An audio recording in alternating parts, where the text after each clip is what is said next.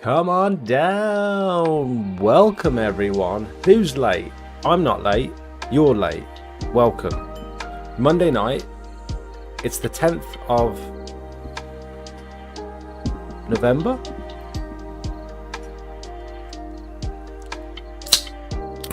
We've got the Aldi Pepsi, the best in the game, ZX Cola.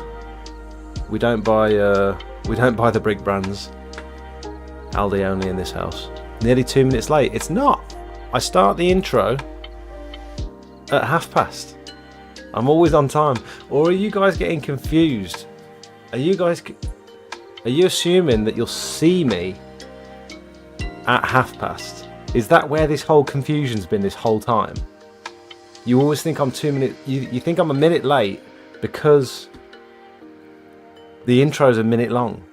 See, I've had it backwards. I've been thinking start the intro at past. We've all been on different pages. It's all that's where the miscommunication is. It's all about communication, this game. Tegan, welcome. Finch, welcome. Niho. Finch, nice to see you again the other day, mate. Dauntless. Jamie, love the new setup. Thank you, mate. I'm really pleased with it. We've been smashing out the work in it recently. It's great.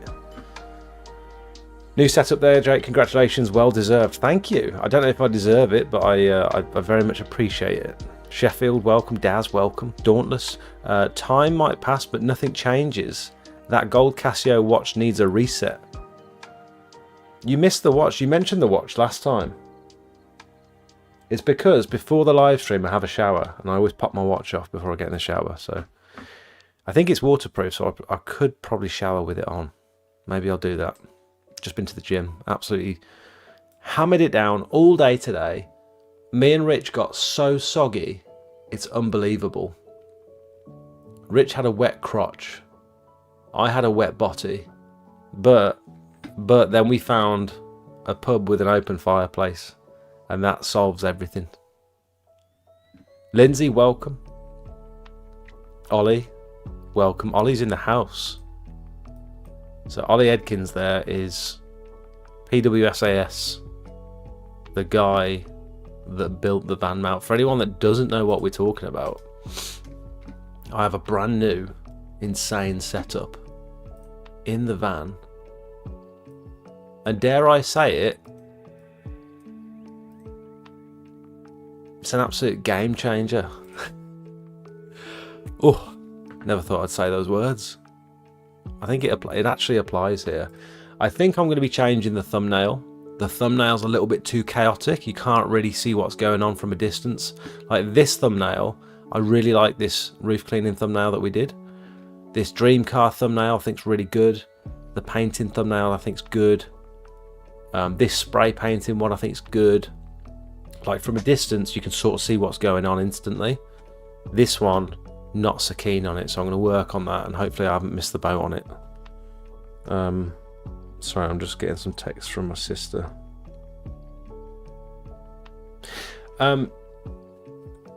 Join the YouTube live stream and I'll ask them. Do you guys think... I've got a question for you from my sister. Copy the link.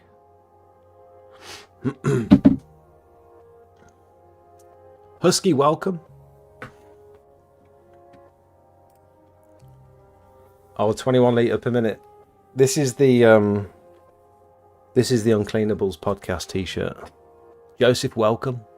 We're going to be talking tonight. I wanted to do a little bit of a deep dive. We're going to bring Matt in just a second, Matt GPT, and we're going to do a bit of a deep dive on upselling your services. I think it's a really good time of year to think about. I think there's so much opportunity over the winter to quote a service, and off the back of that one service, win multiple. So just keep that in mind for the conversation. If anyone's got any ideas regarding that, keep them in your back pocket, because we're going to come back to it. I think this could be a really good, potentially educational live stream this week. And I'm slightly more prepared than I've been the last couple of weeks. So maybe you'll get a little bit more value from this one. I feel like I'm falling off So we're trying to climb back up. We're trying to get back on top. Uncleanable shirt OP, yeah, 100%. Evening is it regen or Regan? This confuses me every time I see that word. Can anyone confirm? Regen or Regan exterior cleaning? I think it's regen. Regen.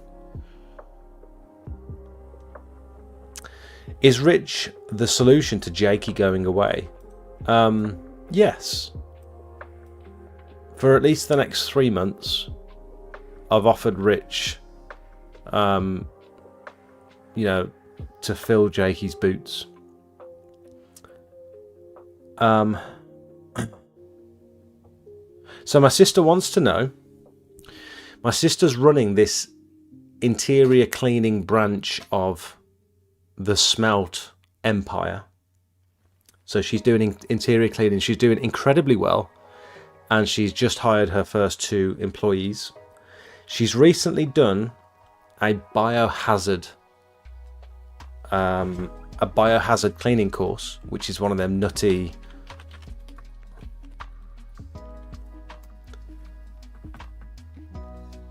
Oh, that's my website, not hers. Where's her website? Hey, so this is her website. So, in my opinion, this is all kind of very small town, local, named cleaning service. From looking at this website straight off the bat, and I hope my sister doesn't mind me pulling it up on stream. I think she'll be fine about it.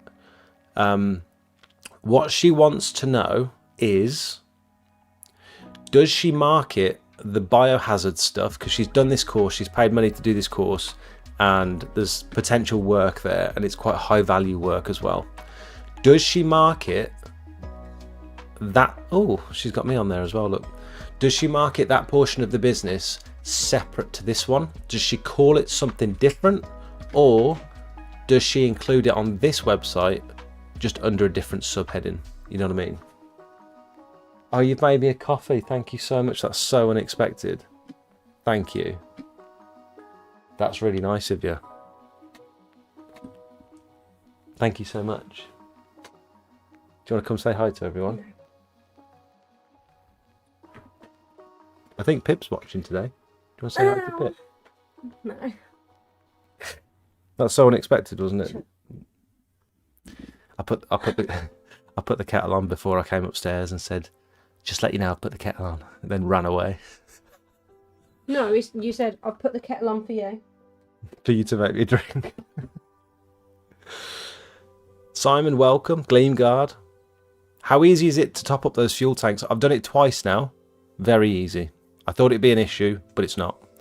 I literally just undo the cap, go like this, push it, and then I just fill it until it clicks.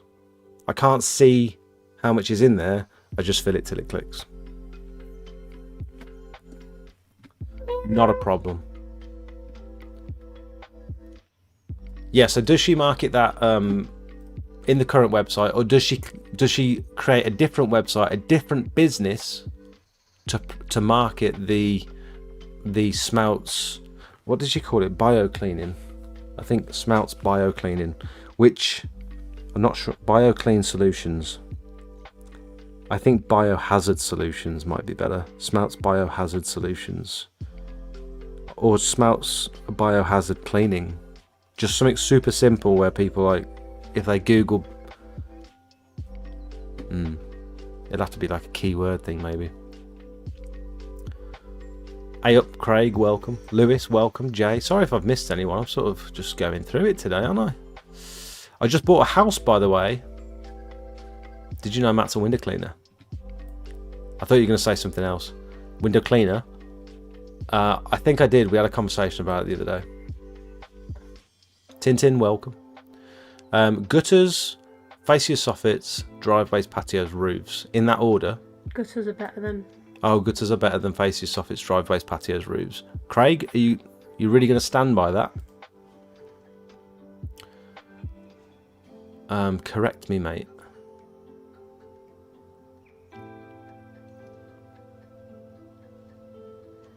Not sure. Just watched your new setup video.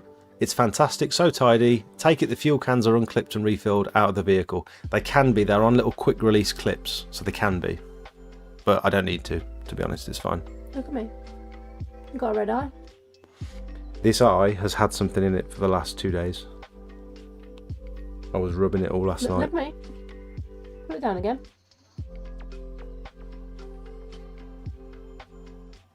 Definitely an eyeball in there. Also, today, oh, it's still in there.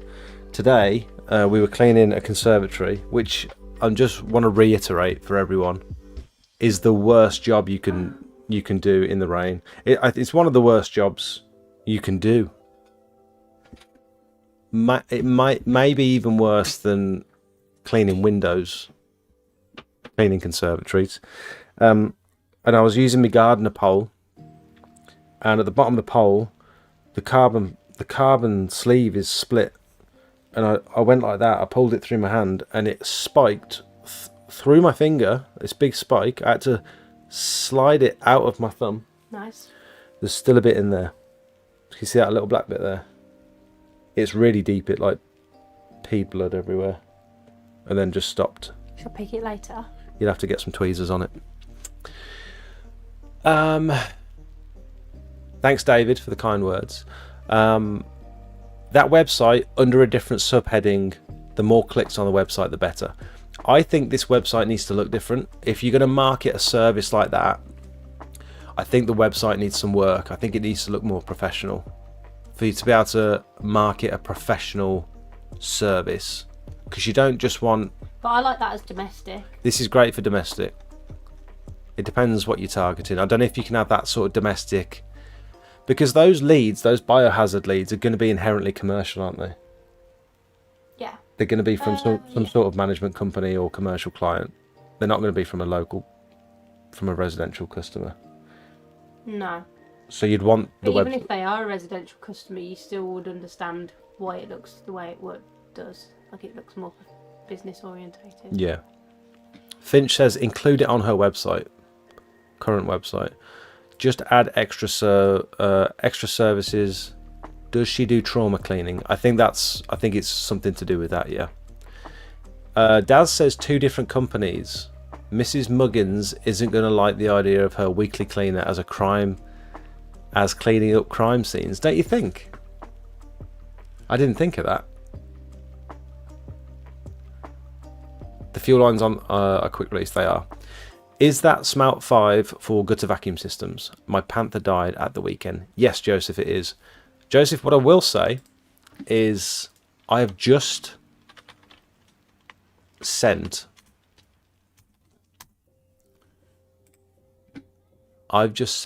my gutter vacuum off to Julia at Gutter Vacuum Systems. I'm not going to be able to play the video because I think it's expired. But they story, wasn't it? Was it a story? I think so. They rebuilt my motor, and they had it turned around in a day. This is it. Oh. I can't play the audio. So mine just died after almost 3 years now, I think.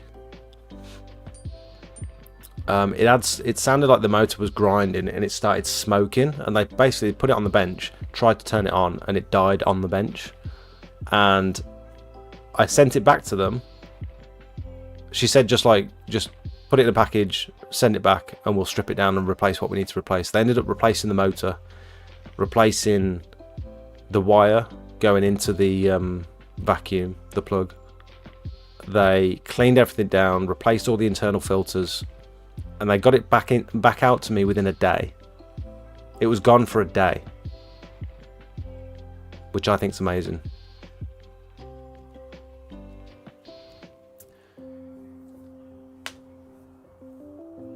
Ollie says my first impression would be to have it separate, but with a link between the two. That's a nice idea. So include it on the Smelts Cleaning Services website as a link to biohazard cleaning, and then that takes you to a different website that looks a lot more professional, maybe. Nice idea. And you could do that the same the other way around. Yes. Are you looking for residential work? Mhm. And then link back to your other page. That's a good idea. Yep, like Ollie said, there's a quick release that shuts off the fuel line when you disconnect the tanks. Very, very useful. Maybe rebrand the Smelt Specialist Cleaning to do all services under one name. Including mine, do you mean? Or just her services? Not a bad idea. Smelt Specialist Cleaning. Maybe. You got to remember your core audience. Her core audience is residential stuff, but she also did want to do more deep cleans and more commercial one-offs.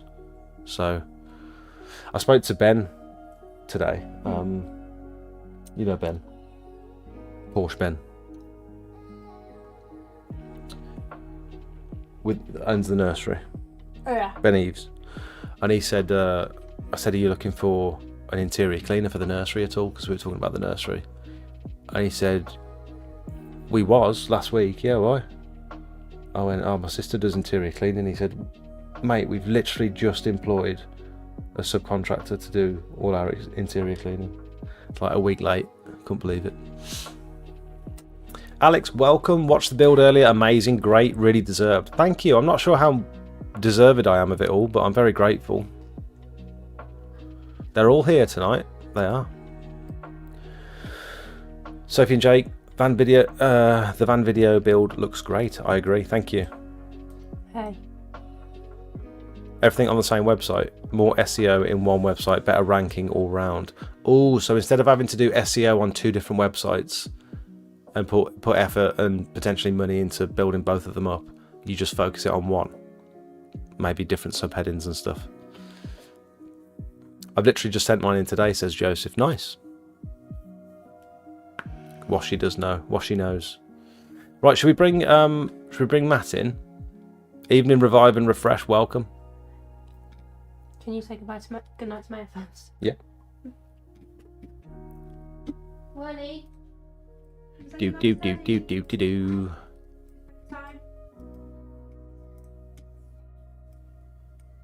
Turn the TV off. Can you shut that door, please?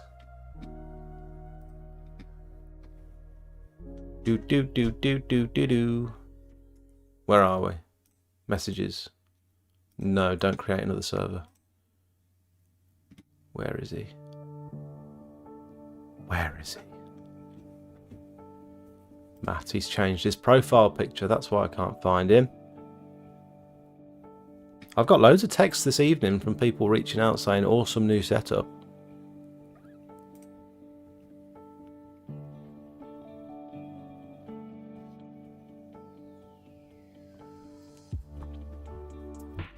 What do you guys think of an exterior cleaner reaching out to me in Messenger asking for a quote to tarmac paint his mum's drive? He wants a rough price and he didn't get in touch for a quote. I asked him to fill out a form and he didn't fill out the form. What do we think of that? Is he fishing for prices or does he actually want me to do the work? He says he solely focuses on window cleaning. I think it's a load of rubbish personally. I think it's rubbish. And now I've said, because I think he's lying to me, I'm not going to help him out. Hi, girlie. Good night. Why do you have a sock on there? Why do I have a sock? Yeah. That's a question for Craig, actually. You need to ask Craig why I've got a sock on there, because he knows. Hello. Hello, Matt. Where are you? Ah, there we go. Right. Here he is. Is that working? It Can you is. hear me? Yeah. Let me turn the volume down. Good night, girlie. You gonna clean your teeth, yeah? Yeah. Ask your Pete what my sock is. It's just so that I don't get too close and it makes a horrible noise. It's a Minecraft sock. How you doing, Matt? Yeah, I'm good. How you doing? I'm alright, mate, thank you. Let's see. You are a bit quiet. You're on 200%, but you're a bit quiet at my end. I can get my... Do. Let's have a look. When I start my company, I know Is the that better? equipment I want to buy and make videos. Nice, Tyrone. Speak again. Hello, hello, hello. Yeah, a little bit better. Do it again. All right, let me turn my attenuation up. Hold on. Ba, ba, ba, ba. I would recommend advertising. Is that better? Yeah, that's fine. There we go. I can hear myself in the background though. I would Ah. recommend advertising the two companies separately. The main reason is that promoting bio-cleaning on its own would present more professional and focused image. I agree. I definitely agree with that personally. How you doing, Matt? Yeah, I'm good. How you doing? I'm all right. We've been playing Ark Raiders together recently, haven't we? Been having a blast. Yeah, it's so addictive. I've got some questions for you. Well, I've got some things that I want to throw out there. I want to get your opinion on it, and I think we should phone Craig in a bit as well and get Craig's opinion on it, because I had Nice. these. I don't know whether I call it a brainwave because I might be overhyping it in my own head, but I think I found a cool way of generating more income for your business. So I wanted to talk tonight a little bit about upselling services when you go to quote them. So we did something similar today. We've been to a local. I can still hear myself. Have you got me on a loudspeaker? Nope. You're coming through the headphones. That's weird. I need to turn you down. So we went to a local Mercedes-Benz dealership today to do a huge quote for all their block paving, and it's got to be around about 3,000 square meters. It's absolutely massive of block paving. And while we were walking around, I was sort of asking questions about, have you considered having this cleaned? Did you need your faces and soffits cleaned? What about the windows? And he said, oh, the windows, we actually had a window cleaner, but we haven't heard from him for about a year, so I don't know where he's gone. And I said to Rich, this is like a common theme with the last like 2-3 schools in a row that we've been to. For whatever reason, their window cleaners just seem to be sort of abandoning them. I don't know whether they feel like they're not getting paid enough or whether they're just going out of business or what. But so that was pretty cool from today. Just went in there for the block paving, and we also got potentially a cheeky window clean out of it as well. Have you got any experience upselling stuff, like any big ticket upsells? I think Steve in the Discord today said something about he had one gutter clearing job turned into 17 on the same street. Did you see that? Yeah, that's pretty big. Pretty big upsell. You're still you've gone quiet again now. Your volume's all over the place. I think I need to turn off the background noise reducer. I think first, what we need to do is figure out who offers which services. So I'm going to just quickly pull up a poll on the old YouTube. That'll be why. There we go. Is that better? Sounds a little bit better, yeah. Yeah, there we go. Lovely. Lovely. You got any good upsell stories? Lovely. Nothing crazy. Upselling. I upsold a roof from a gutter clean. That was a $2,000 job. That's pretty nice. 2.5. Yeah. From what? 2.5. What was the gutter clean? What was the value of the gutter clean? Like 90 quid.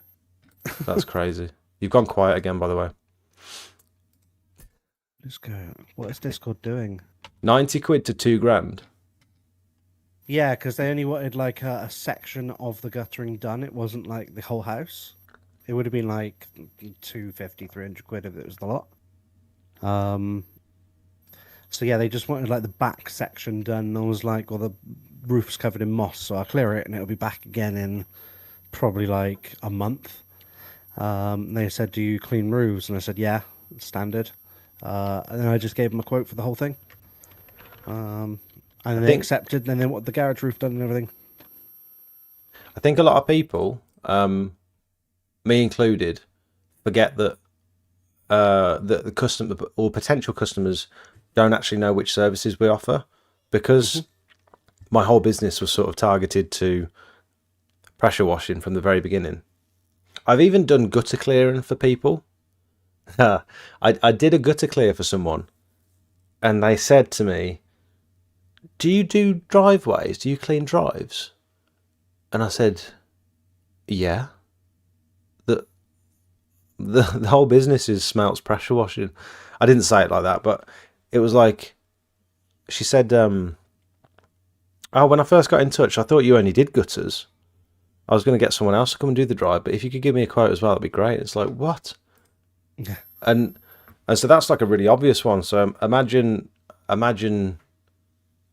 just going to someone's house to clear gutters, and then them not knowing that you offer the faces and soffits, the conservatories, pressure washing ground surfaces, window cleaning, roof cleaning. There's so many opportunities, and unless you tell the customer, they actually don't know. So if we're talking indirect upsells, that's not me trying to like say I also do this like to their face. I attach to all my invoices a front page which they have to scroll through to get to the invoice, and it has all my services on and the amount of work I've won just from doing that.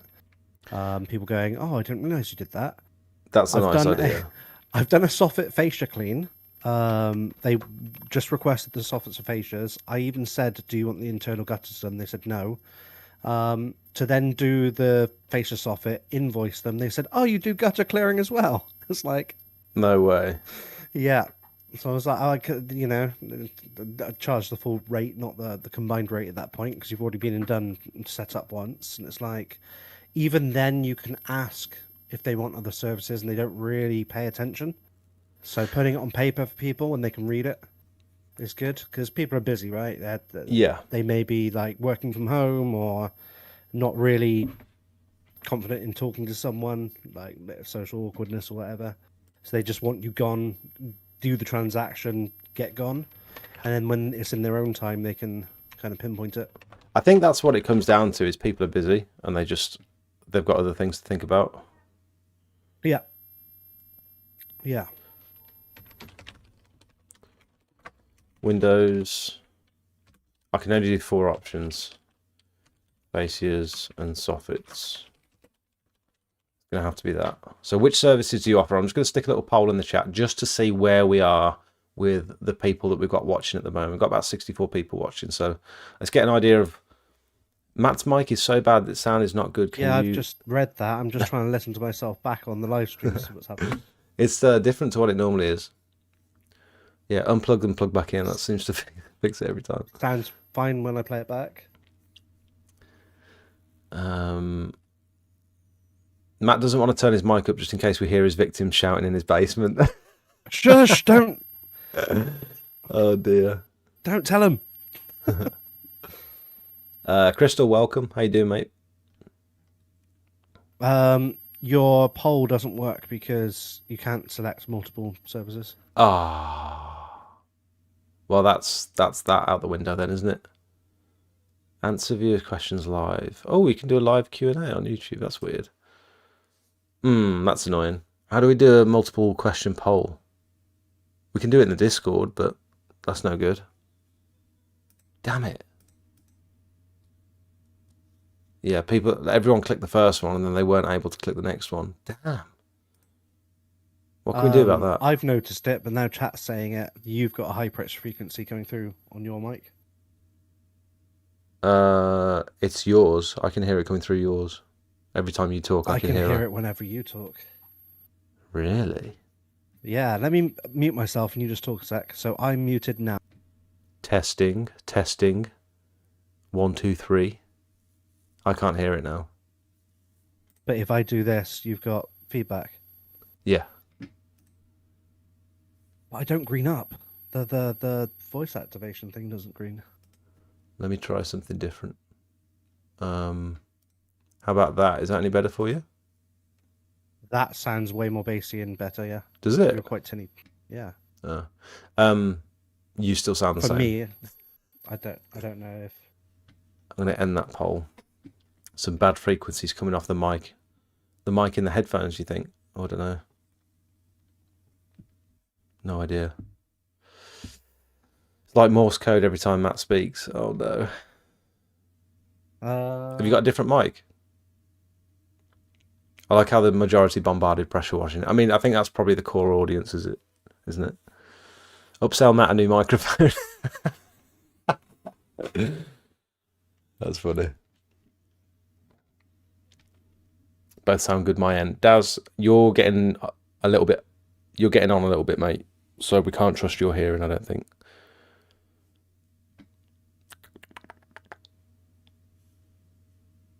Bro speaking dolphin. Have you seen the clip of Dr. Disrespect doing his dolphin impression? Is that any better? That's even worse.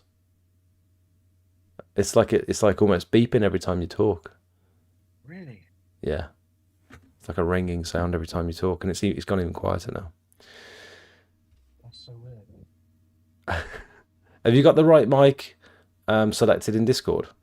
Yeah. I can try my headset. Hold on. Let me leave the call and just swap over. Mm-hmm. So, how am I going to do this poll? I can't do this poll anymore, can I? Damn it! That's the whole premise of the live stream gone. No, we can work around this. We can do it. Let's not panic too early.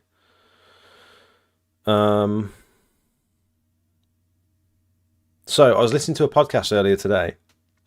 Our boy Alex Hormozy, and he was talking about the idea of generating leads and capturing information by giving something away for free to your potential customers. So offering value before they've committed. So the idea was that it's probably just better if you listen to the podcast. Maybe I can pull it up so you can see it.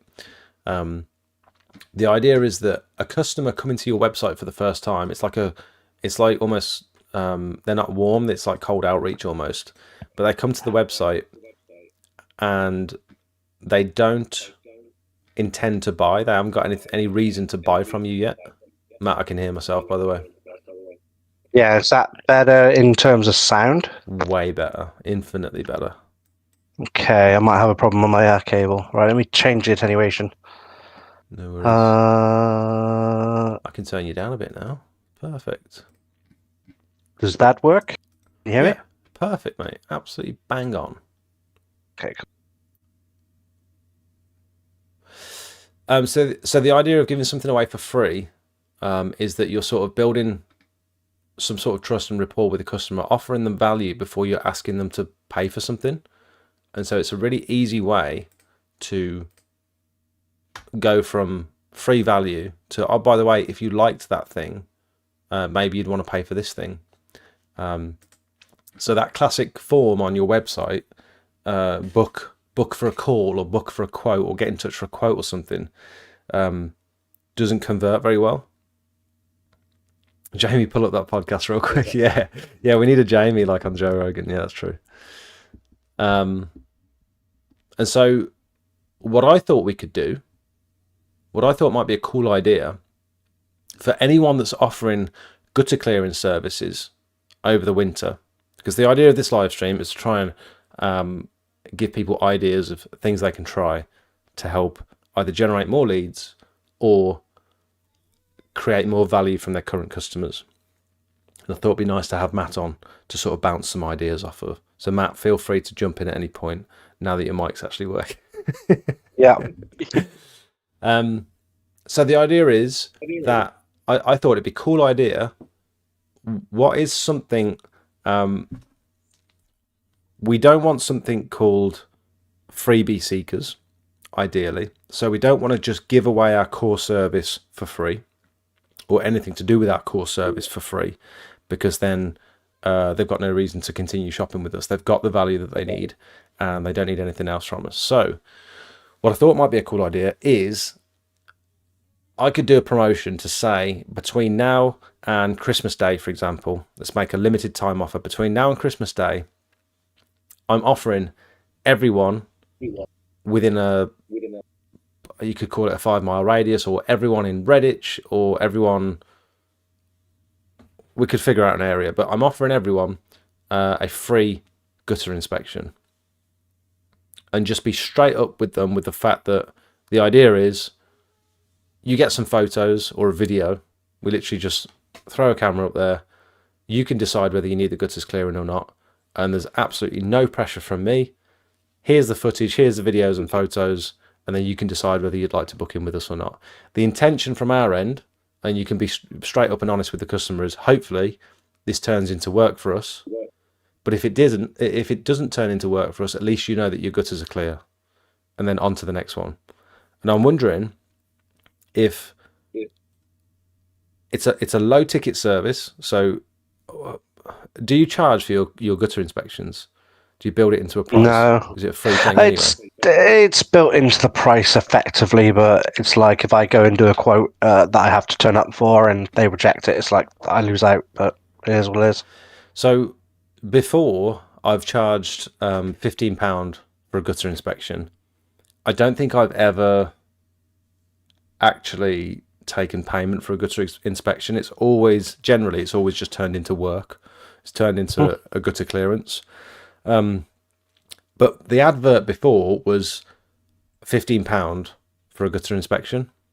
But now I think that £15 is just so irrelevant. Like it's pointless even charging it. So I think if you can offer a free gutter inspection and funnel them through a contact form so that you actually capture their information, you're not asking for messages or DMs, or you're not asking people to send your address. They must go through this contact form in order to book a free gutter inspection. What do you think of that? Yeah, I mean, capturing customer details is one of the most important things as a service business, isn't it? That's where the value is, isn't it? You've got an email address to email them X amount of times a year of your other services, promotions, or, hey, we did your gutters earlier in the year, do you fancy your roof clean? Like a year later. Or, we did your gutters last year, it's time, do you want to do it again? And so that funnel, that customer funnel, is once they fill out their form, they become a customer of yours. And that customer potentially has lifetime value. We can keep either messaging or emailing, like you say, and offering them our new core services, whatever it might be. But I think that's a really good foot in the door with the customer. Offer them some free value. A gutter inspection takes minutes. You could do probably 20 a day if you wanted to. Literally, the ones that we did last year, we stuck this GoPro camera, this little action camera, on the end of a water-fed pole. You can get the little attachments from Gardener. I'm sure CleanLink do them as well.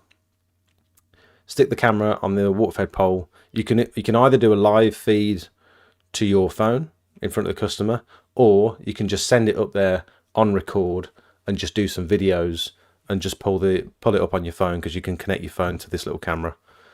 Yeah. You wouldn't even need the camera necessarily. You could get there up on the ladders.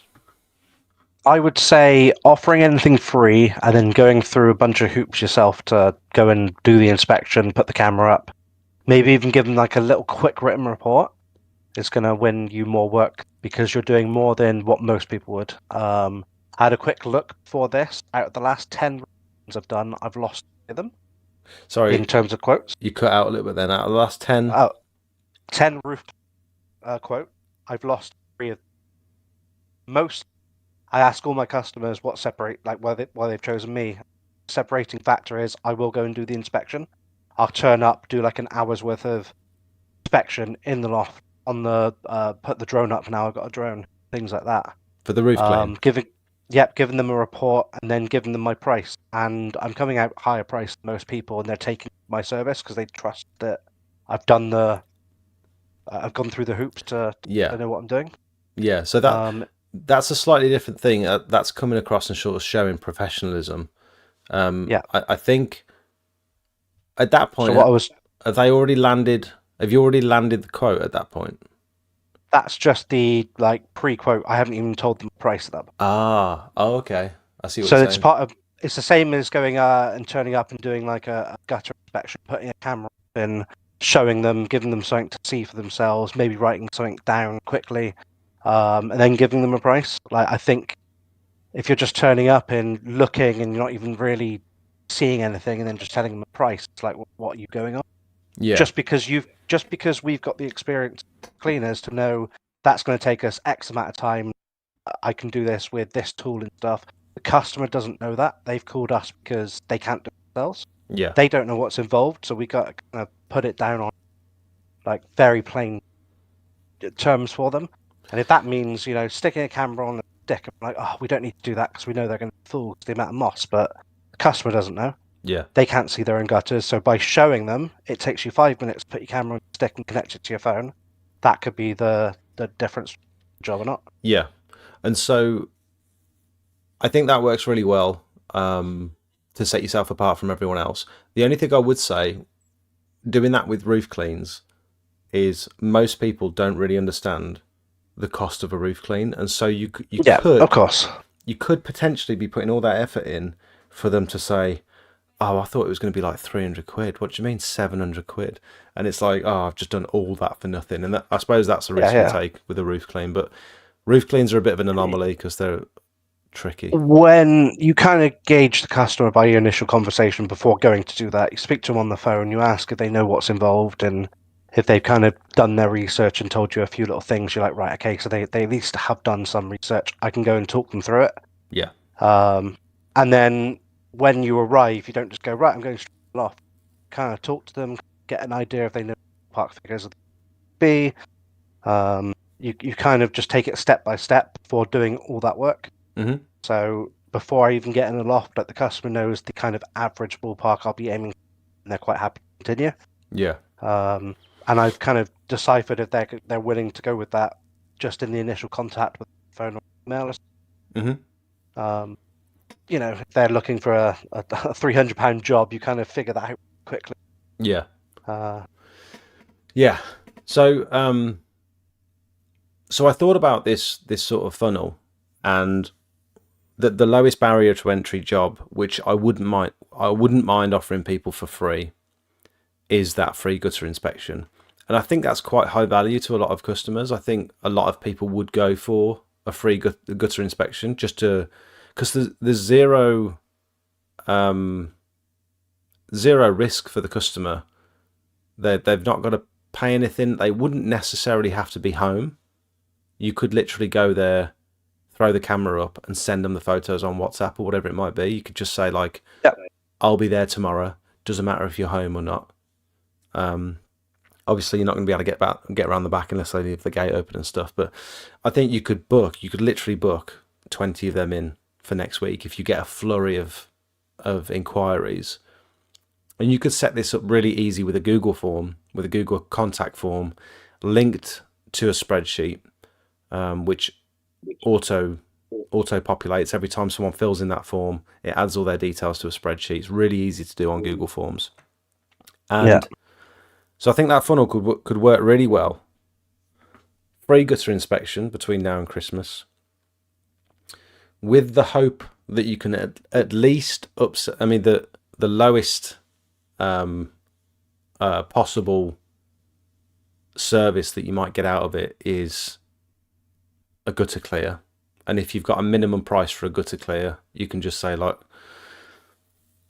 you could even put that in the ad campaign, is free gutter inspection and gutter clearing from £40 a side, £45 a side, whatever it might be.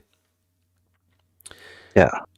And so that's the lowest thing that you might get out of it. That's a gutter clear is like first base sort of thing. Like if we get a gutter clear, awesome. And I would say at least, just plucking a figure out of thin air, but I would say at least 50% of gutter inspections at least would lead to a gutter clearer, like a booking for gutter clearing. What do you reckon? Yeah, I'd go with that.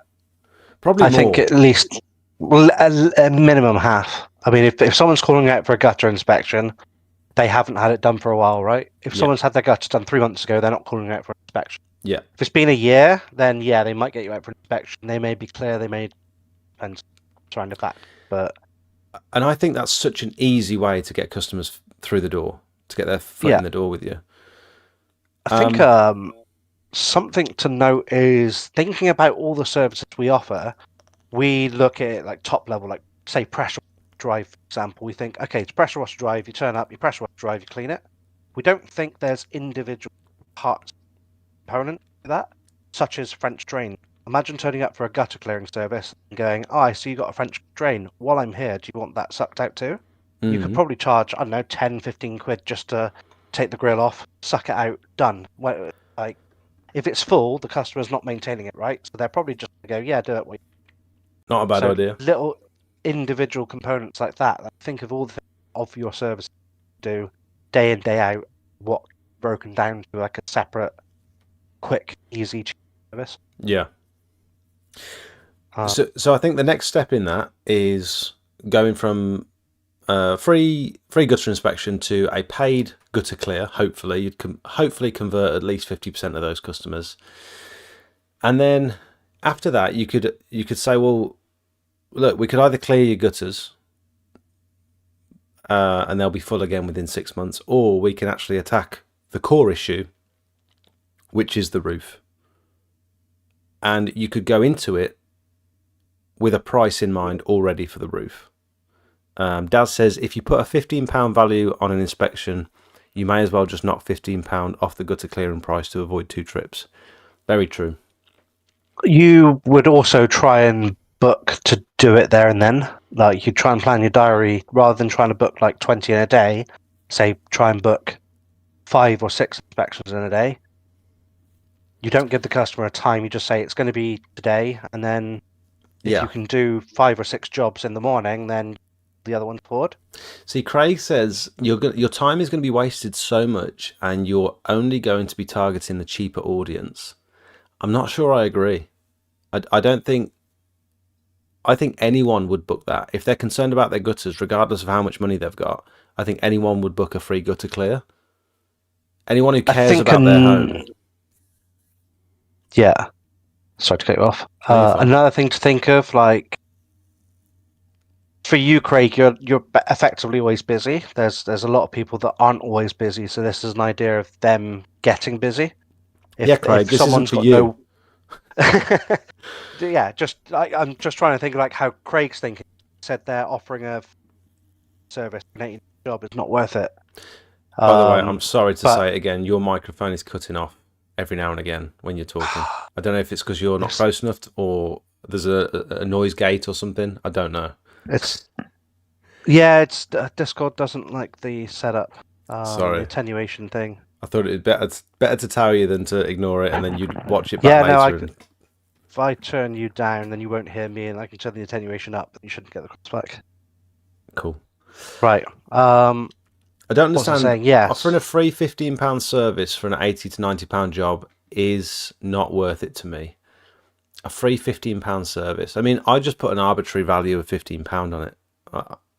That's what I'd want, so that I can sort of cut my losses if they don't go for the gutter clear. But that's for one customer. If I'm doing 10 inspections in a day, I don't care about the 15 quid because I'm probably landing 5 of those at least. You know what I mean? And you're probably going to pay, 10, 15 quid for a Google Ads lead this time of year. So you're really exchanging your time for that customer, which is, instead of paying for an ad, I guess. It's a bad conversion rate, but... If your customers are looking on your site for gutters, maybe offer a free gutter clear with all driveway and patio bookings. I don't know. I think because we're focusing on sort of winter services, I don't know if driveways and gutters are in season. You know what I mean? And so they might want to delay that driveway or patio till the spring, and in which case they might delay the gutters till the spring as well.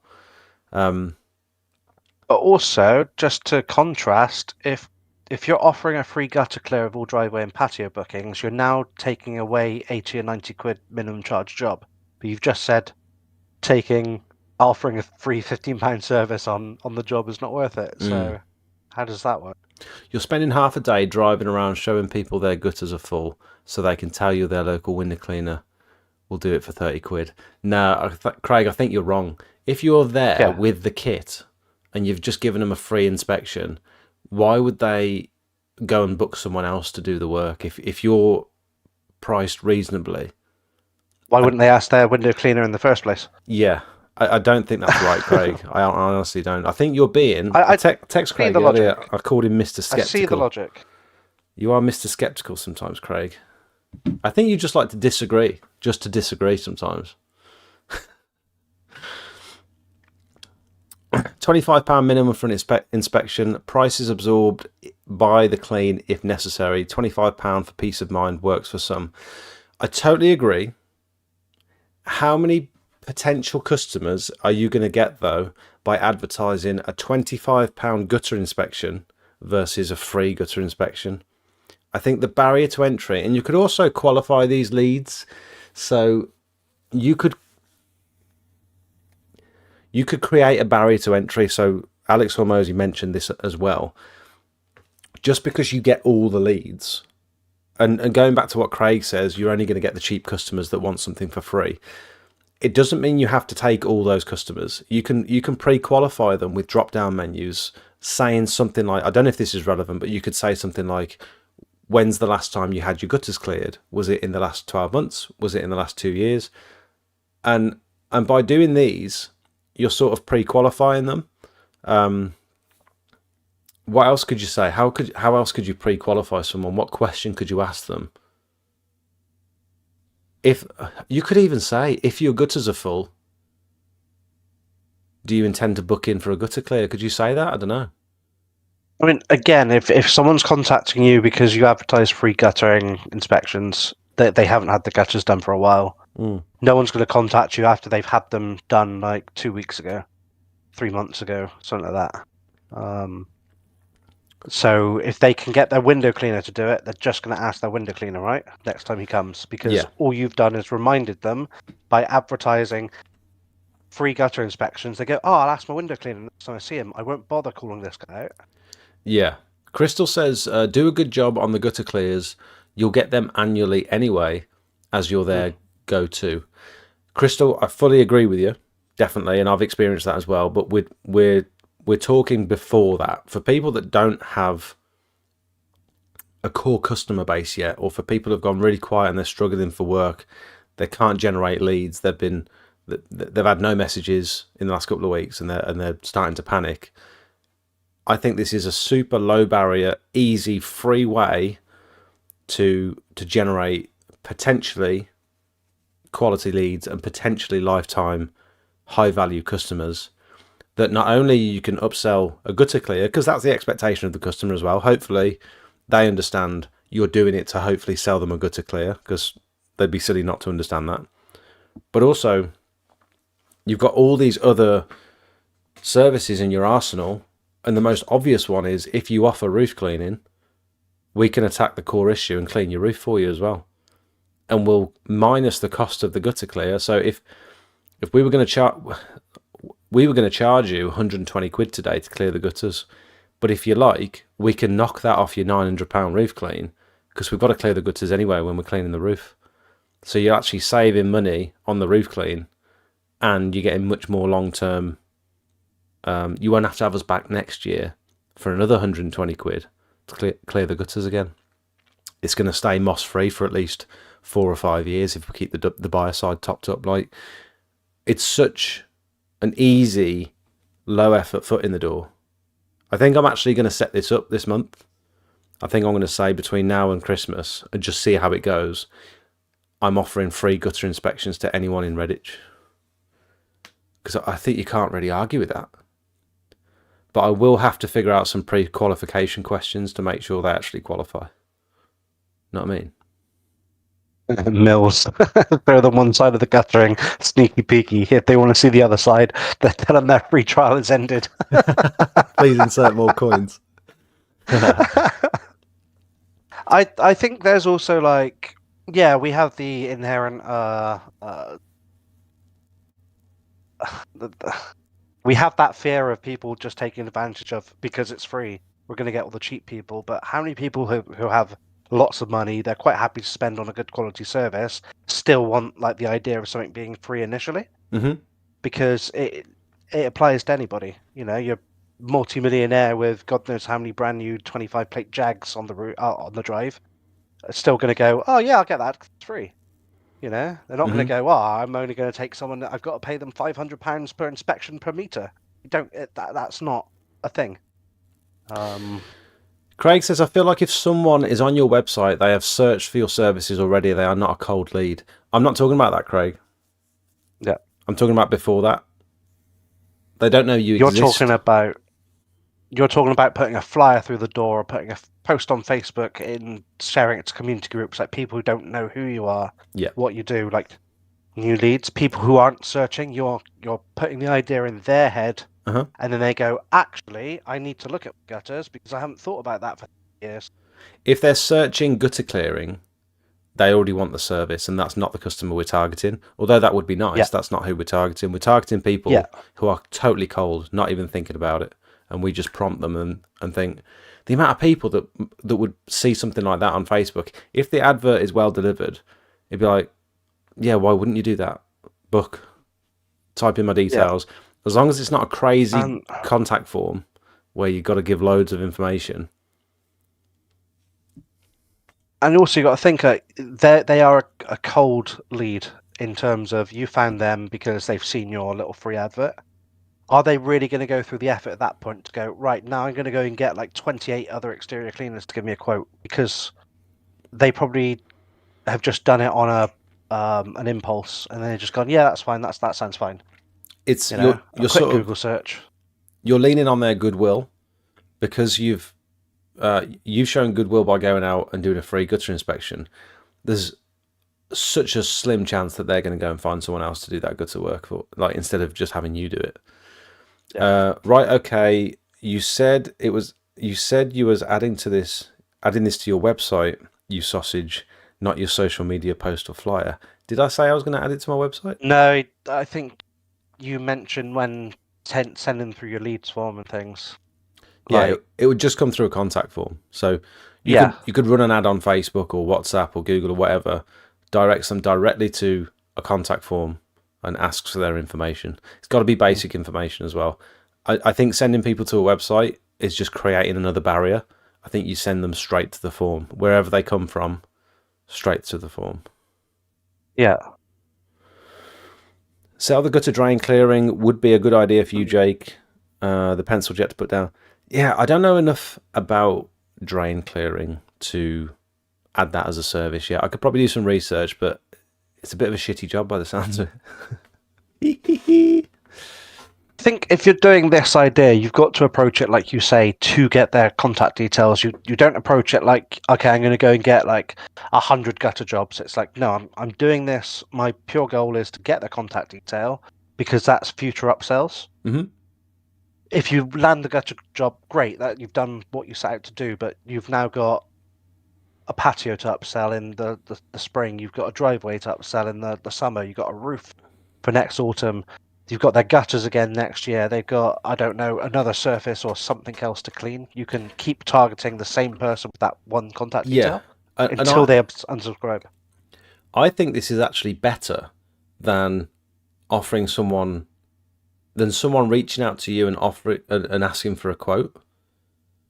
I think this is better because you're not asking them to buy anything, but you're able to get on their property and build a rapport with them with no strings attached.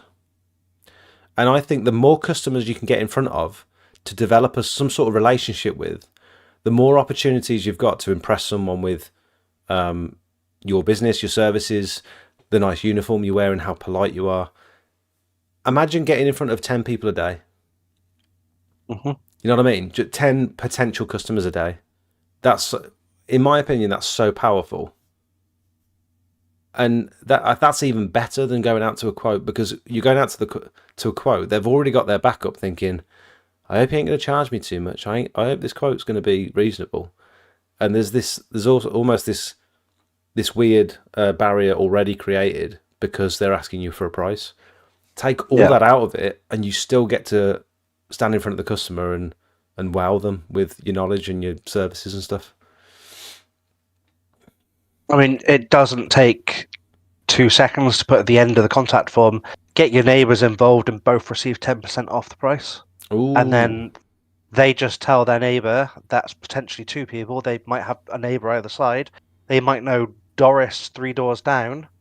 Next thing you know, that's potentially 4 people. Like, think of what Steve did earlier. Yeah. He had one person just get a whole road for him or something. It just takes you to prompt the customer to do that for a discount because people like discounts. Yeah. Craig says, And, now I know, you know, now I know what you mean for cold leads, and yeah, I agree. yeah. So I had a different spin on this as well. And I want to call Craig to ask for his opinion. So hopefully he's around. And I think this offers a bit of a potential rebuttal to what he was saying as well, to what his concern was about just getting cheap customers. So we'll see. Oh, that doesn't sound good. Oh, that's better. Can you hear that? Want me to jump on the Discord? We could do that. Oh, yeah. Yeah, if you're... Should we go into thingy chat? Can I just pull him into the call, no? We'd have to create a new group chat. Oh. Do you want to jump into a different one? And I'll just... Should we go into the invite-only chat? Yeah. In the Discord? Yeah, bye. Bah. Right then. Where's our mate Craig? Here he is. Hello? Hello. Give me 2 minutes. Oh, he's not even ready. There's a risk that they will assume your quote will be higher than average to cover the inspection. Yes. You are right. Pop your camera on in the Discord. Oh, yeah. What do you say to I'm that? not watching the stream. What do you say to that, Matt? Tell them the price up front. That one. There's a risk that they'll assume your quote will be higher than average to cover the cost of the inspection. You could just say it flat out. Just say the price isn't inflated to cover the cost of the inspection. These are my normal prices. I mean, you could guess every single scenario that someone's going to potentially think, and yes, someone's going to eventually think that. Another customer not. Like, you can't account that every single person are going to think the same way. You've got to spread, like, over 100 contacts, for example. How many are going to think, like, oh, it's going to be higher because it's free, or, oh, I'll just chance it and see, oh, I can probably get my window cleaner to do it cheaper. Oh, your price sounds about great, do it now, it's fine. Like, you're going to have such a mix that you want to spread over as many people as possible. Yeah. And by initially offering it for free, that's the quickest way to get the most contact details. I do agree that they might think the price is inflated. Yeah. Which might cause them not to want to get in touch in the first place. But the amount of people that will get in touch over the ones that will think that, probably for the effort of just creating a post.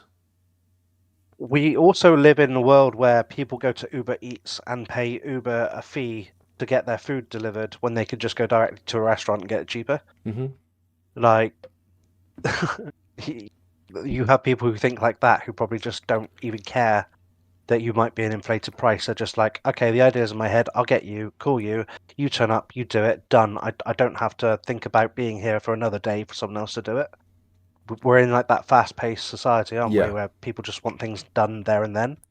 And yeah, you're going to have people go off and look for other quotes, and that's normal. We all do it. What do you think about maybe sharing a post like that, saying free gutter inspections, in your local Facebook groups, your local community groups and stuff, saying and being fully open and transparent, and just saying,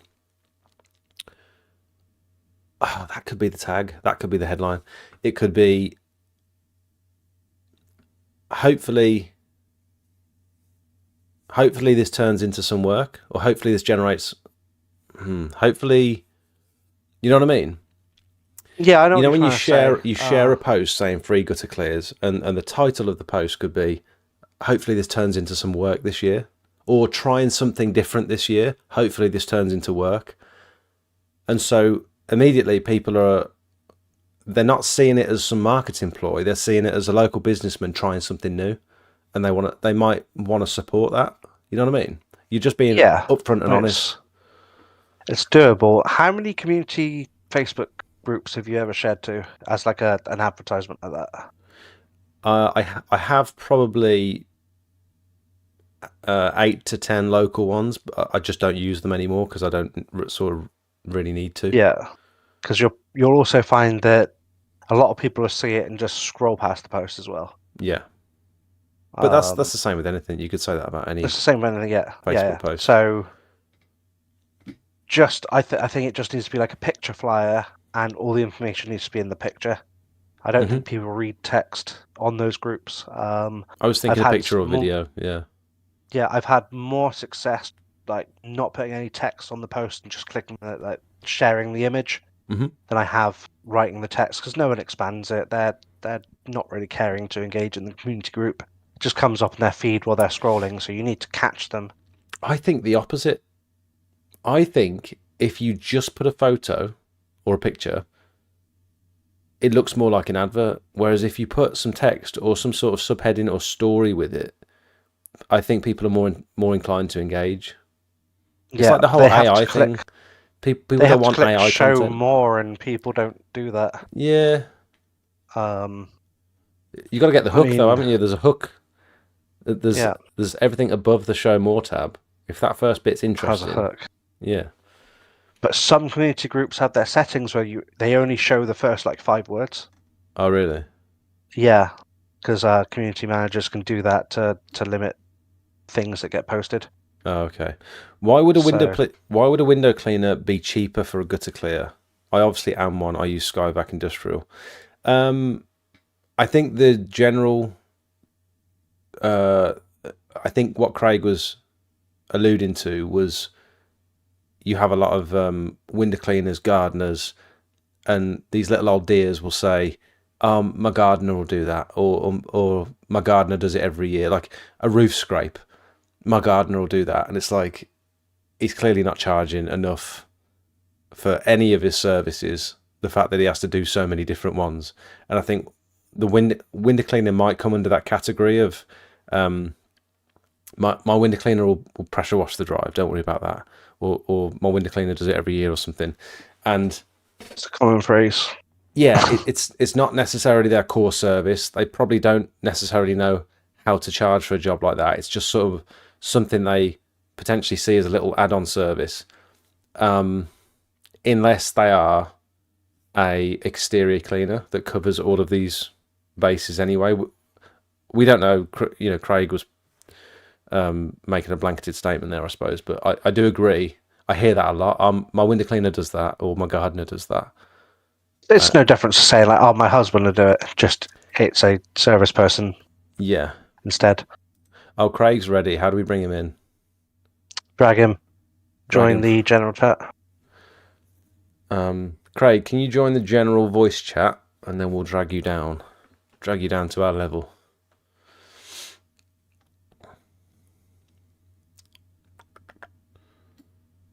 Being transparent and honest and being a real human is what sells. Customers invest in a person, not in a business. Agreed. Here he is. Oh, 1 second, let me mute live stream. There we go. Oh. Have you got a camera today or not? I will have. Where is it? Where am I? How do I? There we go. Hello, mate. Hey, How you doing? Not too bad. Not too bad indeed. First of all, can I get now that you understand the premise, I'm not trying to get people that are already coming to my website and trying to give them a free gutter inspection. I'm trying to get super cold, not even interested in gutter inspections or not even interested in getting their gutter clears ever. But this could turn into a potential customer if they have this free thing that's very low barrier to entry for me. What do you reckon? For cold calling, yeah, I like it. I'm pretty sure you said at the start, I'm going to put on my website free inspections. So that's why I was like, if they're on your website, they're hot already. Yeah. And I wouldn't really offer it to someone that's hot. But first of all, let me just, at the very start of the live stream, you said, I'm a lot more prepared now. 4 minutes before the live stream started, you text me saying if I can come on this chat. I don't know if 4 minutes is very prepared, by the way. Just outing you there, just thought I'd let you know. You could be anyone right now. I just Exactly, that's how prepared you are. I just wanted someone to call to bounce some ideas off. And I thought, considering you do a lot of gutters, I thought you'd be a good person to call. How dare you call me out like Yeah. that? And also, like I said in the chat before, the reason I would, if someone's there and they kind of want gutters doing, the reason I would try and push it up for a free gutter for a driveway or a patio is, if you're there doing an inspection, and you got to drive there, you got to inspect it, 15 minutes, then you got to, pack all the inspection gear away, and then, potentially go back, clear the gutters. It's going to take you an hour, and then pack. You've been at the property an hour and a half. Where with if you're van mounted and things like that, you can do most driveways or patios in an hour and a half, 2 hours anyway. And if you're quiet, you'd rather do a £200 driveway and a gutter than an £80 gutter, if that makes sense. Yep. It's like £200 covers your bills for the day, where you need to get 2 or 3 gutters to pay your bills for the day. That's what I was going around with that option, was if you're really quiet, offer your free, your cheapest service for free and try and upsell to another one. Main reason being, if you're doing the gutter and the neighbour sees it, so yes, you've done your cold call, you've got that gutter in, it's £80. Neighbour sees it, it's £80. If a neighbour sees you doing the driveway and then you get the neighbour come on board doing their driveway or patio, the money you're making during a quiet period is only going up. Yeah. But at least you're there showing what services you're offering to all the neighbours. So you're showing that you're cleaning the driveway, you're showing that you've cleared the gutters. Do you know what I mean? Maybe go a little bit cheaper on the. So anyone that's walking by, or I call it, the curtain twitchers that are looking over the road, they're seeing you doing all these different variety of services and go, oh, my patio's a bit slippy. Or Neil fell going into my house the other day. I'm going to go speak to him. Yeah. It's just like when you're quiet, try and get your high ticket item, but try and show all your services to people in the area. Yeah. So do you think so that the whole premise is getting in front of as many customers as possible? And I'm not sure an advert offering a free gutter clear if you book in with any other service is going to pull as many potential customers through the door as a free gutter inspection with no strings attached. That's what I'm trying to say. Well, no, but you could marry the two up. Do you know what I mean? You could get your foot in the door with a free inspection.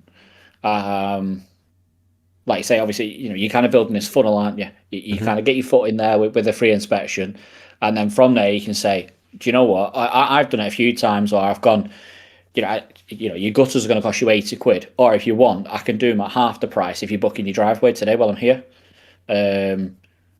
So it's, you've got yourself in the door by offering the inspection. Then you've kind of got them to say okay to the gutter. Then you say, actually, you've had your free inspection. You've now got your gutter price, but actually I can half the price of that for you. So you're going to save, 50% on that fee if you book in this. And then, the customers are getting massive wins all the way along. You're just thinking time. You're thinking, I want to make £100 an hour. I'm at the property. If I can do the gutters, driveway, and the patio at £300, I'm going to be here 3 hours. I'm happy, and the customer thinks that they've had an absolute bargain. Yeah, and it's very much you need to. These prices are for now and now only. I'm not coming back in the spring to do it. This is for now.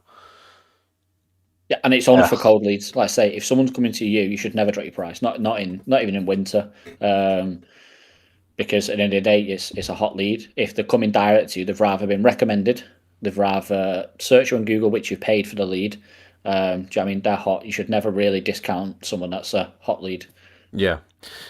Steve, I think you've come a little bit late into the conversation. Free inspection is your time free. I think you're sort of missing the point a little bit. We're trying to maximize potential customers, getting our foot in the door, getting in front of as many potential customers as possible while we're quiet. If we've got no work on, harvesting contact details. Yeah, harvesting contact details. What's the lowest barrier to entry, easiest thing I can do today to generate potential leads? And I think that the easiest one, if you offer gutter clearing, the easiest one you can do right now, is offer free gutter inspections. I reckon you'll convert at least 50%, if not more. Because anyone who wants their gutters issue is- inspecting knows there's probably a problem up there. Yeah, I think the issue with obviously the way Steve sees it similar to the way as me. Obviously, he's probably thinking you're advertising, paying for advertising and free inspections, where obviously if you're busy, your time is money. Like I say, obviously this is targeted for people that literally have no work Yeah. and are sat waiting for the phone to kind of ring, and you know what can they do to kind of get the phone ringing or to kind of pay the bills over the winter periods, because it does go quiet for some people. Yeah. I'm fortunate enough. I've built quite a bit of the business around gutter clearing. So this time of year for me is actually where I make more money rather than during the pressure washing, where other people generally have no work. They've not had any leads coming for the last 2 weeks, and they don't know where the bill money's coming for in the next couple of weeks. So getting out there, offering a little bit of something to the customer before that they're paying you, I think's valuable. Yeah. Can I run another one past you? So I think you're the perfect person to ask this as well. For anyone who thinks that offering something for free isn't a good idea, how about every gutter quote, because you get in a lot of gutter quotes, I'm sure you probably do them remotely. What about if you were to include a price underneath saying, if you want us to attack the core issue of the problem, which is the roof, here's a price, here's an optional price for the roof, and we'll knock the cost of the gutter clear off. What if you were to do that to every single gutter quote that came through the door to offer to clean their roof? Yes and no. And only reason, so I'll say why yes first, and I'll say why no first. Basically, you're going from a £80 ticket item to an £800 item. I think it's too big of a jump. Yes, again, it's just another service you offer. But I think a roof clean is better sold in front of the person. For me, I do something very similar on all the ones I do.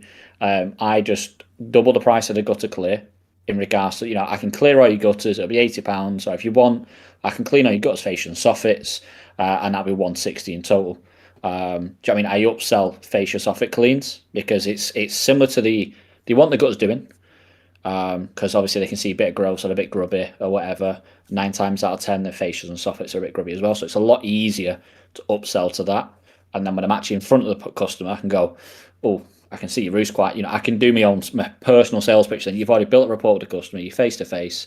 It's much easier to upsell an £800 job or a £1,200 job than it is just at the bottom of a text message just to say, by the way, I'll knock £80 off this £800 and make it £720 if you want to do it. Agreed. Do you know what I mean? One of them, I feel like you can, for the higher the item, you need to be in front of the person personally. Just a quick thought on that. Do you think you might have more success if someone's asking you for a quote to clear their gutters and they don't know your pricing yet? Do you think you might have more success downselling, saying that we can clear your gutters, clean your fascias and soffits for £160, and then downsell them, or if you just want the gutters cleared, we can do it for £80?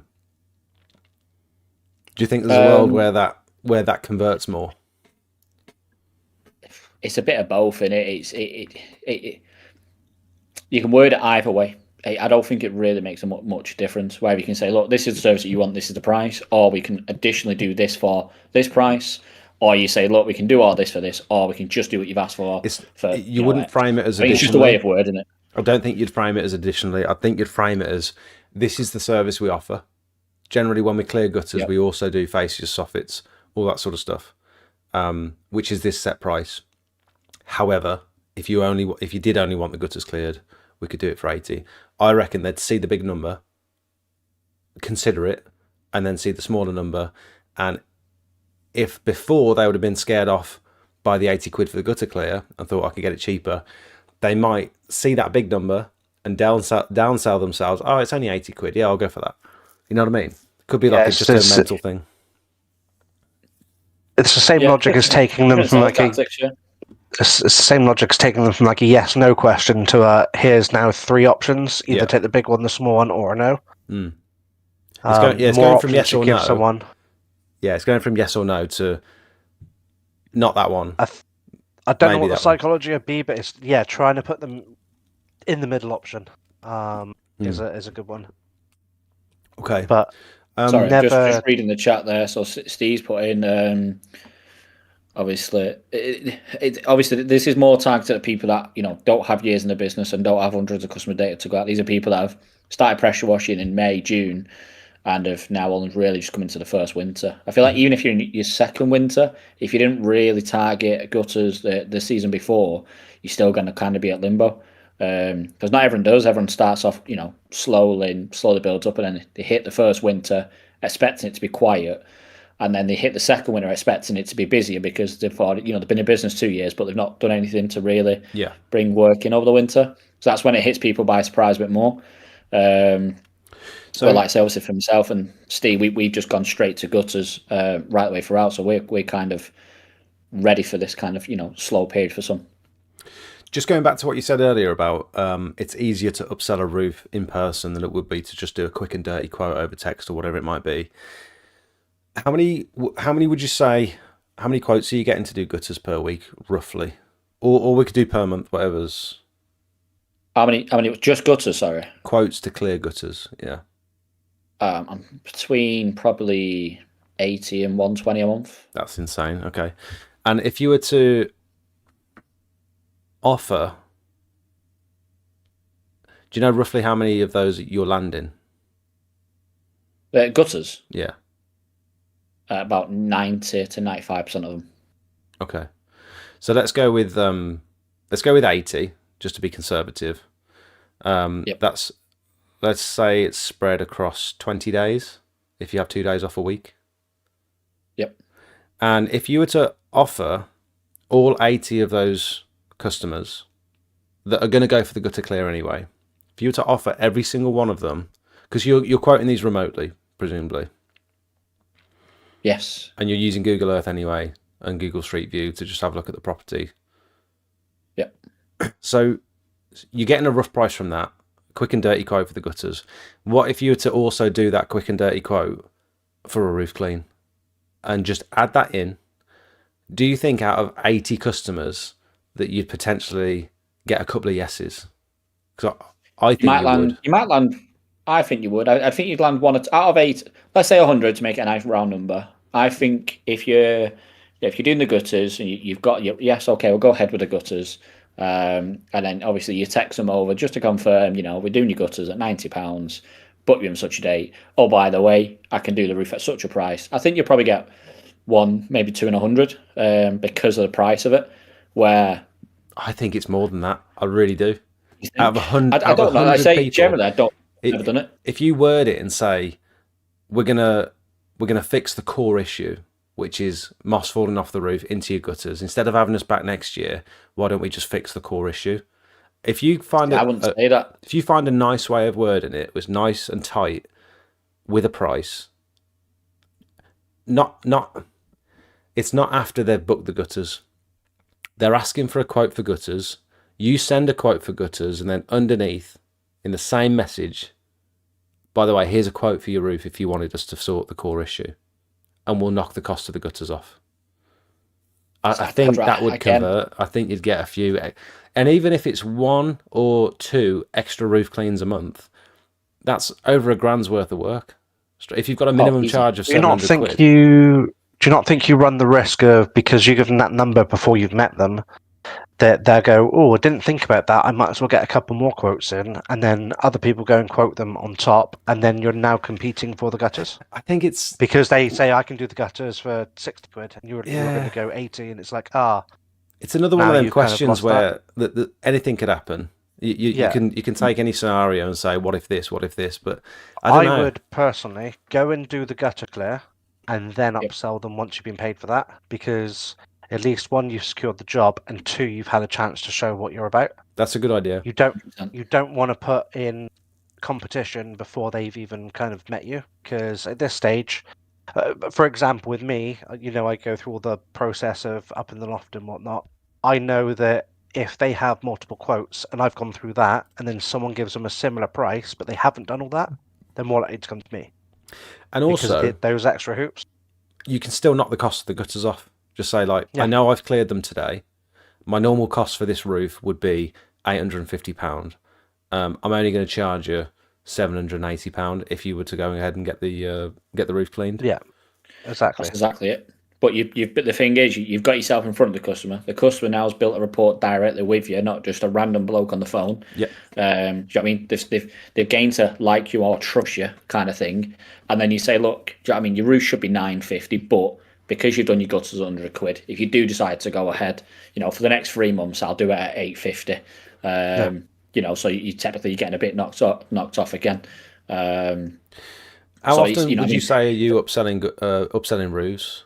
Do you do this? Is this something you do when you're clearing gutters? 100%, Every job. Yeah. Nearly, yeah. Any job there, you get to somewhere roofs look literally brand new. I mean, I did a gutter the other day where they only had the gutters installed 6 months ago. So that's why I'd go back to before when you said, look, obviously, we wouldn't have to come back in a year to do the gutters. I'd never say that to a customer because gutters don't just fill up with the moss off the roof. They fill up with obviously the leaves and stuff off the trees and things like that. So even after you've cleared the roof, you still potentially could go back in 12 months' time and clear the gutters again because it's got a load of leaves and things like that. Agreed. So I wouldn't say obviously we won't be. You won't have to put this in every single year, but then you also upsell when you're there and you do it. You say, look, obviously I know it's an expensive item, but once you've done this, the main cost of it is done then to upkeep it and make sure your roof stays clean and consistent. You can do a biocide treatment every 2 years and it would be a fraction of the price at X price kind of thing, or roughly, depends on the cost of chemicals at the time. So let's say you're charging £1,000 for the clean. You go, look, in 2 years' time, all you need is a biocide to keep on top of the roof. It's going to cost you, £250. It's one of them, and it depends how much you want to sell them on the day. You can also upsell. You can wait until you've done the clean to upsell the, every 2 year biocide treatment and things like that. You can stage your process Because at least you're paid, and if you say anything that that they think they have to commit to, then it's like it puts a bit of bad faith.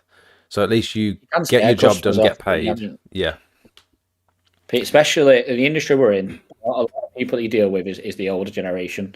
And the last thing that they want is just to be bombarded by a salesperson. They just want a trusted tradesperson to come and clear the gutters. So on the first impression that you give them is, oh, by the way, you can spend more money here, you can do more money there, I'll get more money if you're doing that. And it puts them on a bit of like a bat. They go, well, actually, I might ring someone else. Do you know what I mean? I just want what I was doing. So true. It can scare them off. So it's like, yeah. It's one of them. You kind of got to build the rapport. So if you go in with the intention of upselling as many services as possible before you've actually done any work, that could be quite dangerous. That could lose you the first job. So you were going to go in, land a gutter job, but because you've tried to upsell all these other services, the customer's been scared off, and then they decide not to go with you. That's so true. Yeah. That's why I do my passive, put it on the invoice, like at the end, like a front cover with all the additional services. And I have about 3 or 4 variations. So if I'm doing like a gutter quote, the first thing on those additional services list is a roof cleaning. But if I've done like a driveway clean, then my first ones will be like gutter clearing and things like that. Just kind of like have a couple of variations, send it off on a per customer basis, and you get some calls back. I think if you're quite passive with it as well, it could be beneficial. Yeah. Steve just said 80% of our roof cleans come from gutters. Yeah. So that says it already. I say 8% is probably a low number, really. I'd say probably 95% of our roof cleans come from gutters. So I reckon this is more ammunition for the idea of going in with a free inspection. If you're quiet, going in with that free inspection just to get yourself in front of the customer and offer them some value with no strings attached is such a good opportunity to not only upsell the gutter clearing, but then potentially upsell the roof, driveway, patio, conservatory, all that sort of stuff. Craig, what do you think of conservatory cleaning? Because we did one today, and I think I've decided I hate it. Yeah, so your conservatory cleans for me is the worst job in the in the industry that we've got. I don't think there's another one that I don't like as much. Anyone that prices, you can never price them correctly. You just can't. It's impossible.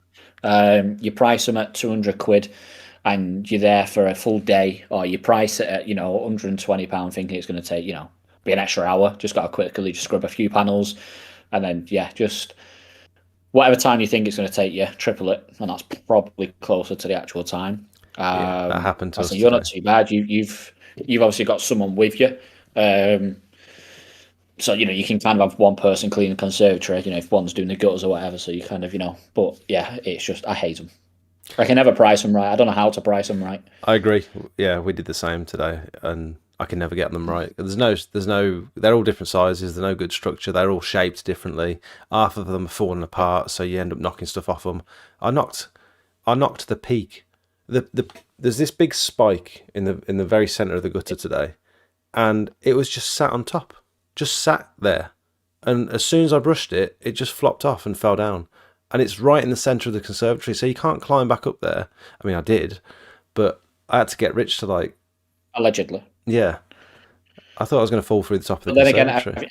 have you not had them conservatories where they'd literally built right next to the fence? Like, generally, you can't Today. even get your leg in between it. So it's like, well, how are you supposed to clean the side of that? And then you're kind of scrubbing the poles sideways, and you're getting a ladder up to try and just no. And I hate these conservatories that have the gutter between the property and the back of the gutter.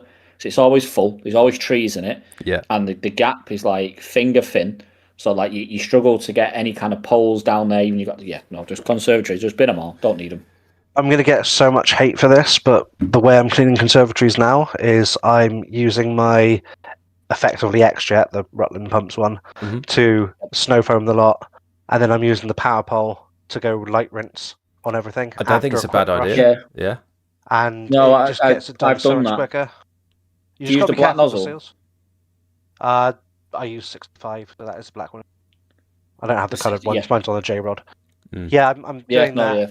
Quick little brush over on the bits of it, and then just a light rinse off, and then any touch-ups after with a little brush with no chems on, and it does the job. It's very similar to how I do FSGs at the moment. So I still use the brushing backpack to apply Synergy. So I run around I'll do a full side, scrub it all in, let it do well 5-10 minutes, and then literally just rather use the X-Jet from the ground to kind of rinse it, obviously, with a bit of power, or I'll get, if it's a bungalow, I'll get the longer lance with a black nozzle and kind of just run over it, and it's perfect. Yeah, exactly that. They're just nightmares. This is the one we did today, and it was just butted straight up against the fence. Couldn't get. See, the first picture had the spike missing. Yeah, and I knocked it. Not only did I knock it off, I knocked it over the customer's fence, so Rich had to go around and knock on their door and ask for our spike back. Well, that's why I don't brush them anymore. Just a light pressure wash and you'll clean most of it off. If you just, like I say, foam on the Synergy or something, just let it sit, you'll eat most of the dirt. Yeah. And these they've got moss all on the roof as well, so you've got to clear the moss off the roof, then vacuum the gutters. Sorry, go back. Why is the pole so extended for that? I was thinking the same when he was doing it, but I didn't want to say anything. And are you holding the back of it or something to help him balance? He did bring it in after about 5 minutes. It took so long. Could have cleaned it from the ground. It came up decent, but they never come up perfect either, which always annoys me. It's one of those, again, like window cleaning. It's not a very satisfying job. Some of them come up good, but I don't know. I think the issue is especially with these ones, as you can see there, you got a couple of little end caps missing, some the bars at the bottom. So it gets moisture and stuff actually inside the panel. Yeah. So I've done it before. I've been scrubbing for ages, and you realise it's not on the inside of the property. It's not on the outside of the property. It's actually just inside the actual panel itself. Yeah. So you're trying to clean these little black spots off, but you just, unless you took every single stripped it all off, took every panel off, jet washed all the inside. No, I'm not doing that. But so you can end up trying to clean something that's just not technically cleanable. Yeah. I just tell the customer it's not going to be a perfect job on the roof for that very reason, and they need it maintained once a year or something. I you always say FSGs as well. UV damage, sun damage, it's never going to look perfect. It's old plastic, and it's just set expectations, I suppose. Can I ask a favour of you two? Can I just quickly nip to the toilet while you read the chat? Yeah. Look at that hostess and disappears. That's it. I can say. We'll It's all run right. it It's now. all right, chat. He'll eventually get through all your things. He's only 45 years late. Sorry, I do want to go back to someone else. So Jamie Wood put, "Hi, I'm going to start my own pressure washing business. Right. What can I offer that will make me stand out from other companies? That has a reputation and gives more services." In a nutshell, just offer yourself. The only thing that company doesn't have is you. Obviously, they probably have better equipment than you. Like I said, they've been running longer than you. They've probably got more knowledge than you. But the only thing they don't have is you. So be yourself, learn, try the best you can, build your business the way you want to do it. Don't compare yourself to that other business that's been going 5-10 years or whatever. You're never going to catch up to them by looking at them and trying to be them. Just be yourself, be your own business. That's the other way you'll beat them. The tip I would give you is look at all those people that have those 5-10 years on you. Look at everything they're doing, and then research all the other startups in your shoes and what they're not doing, and then be that kind of that middle bridge between the big professional company and you as the startup.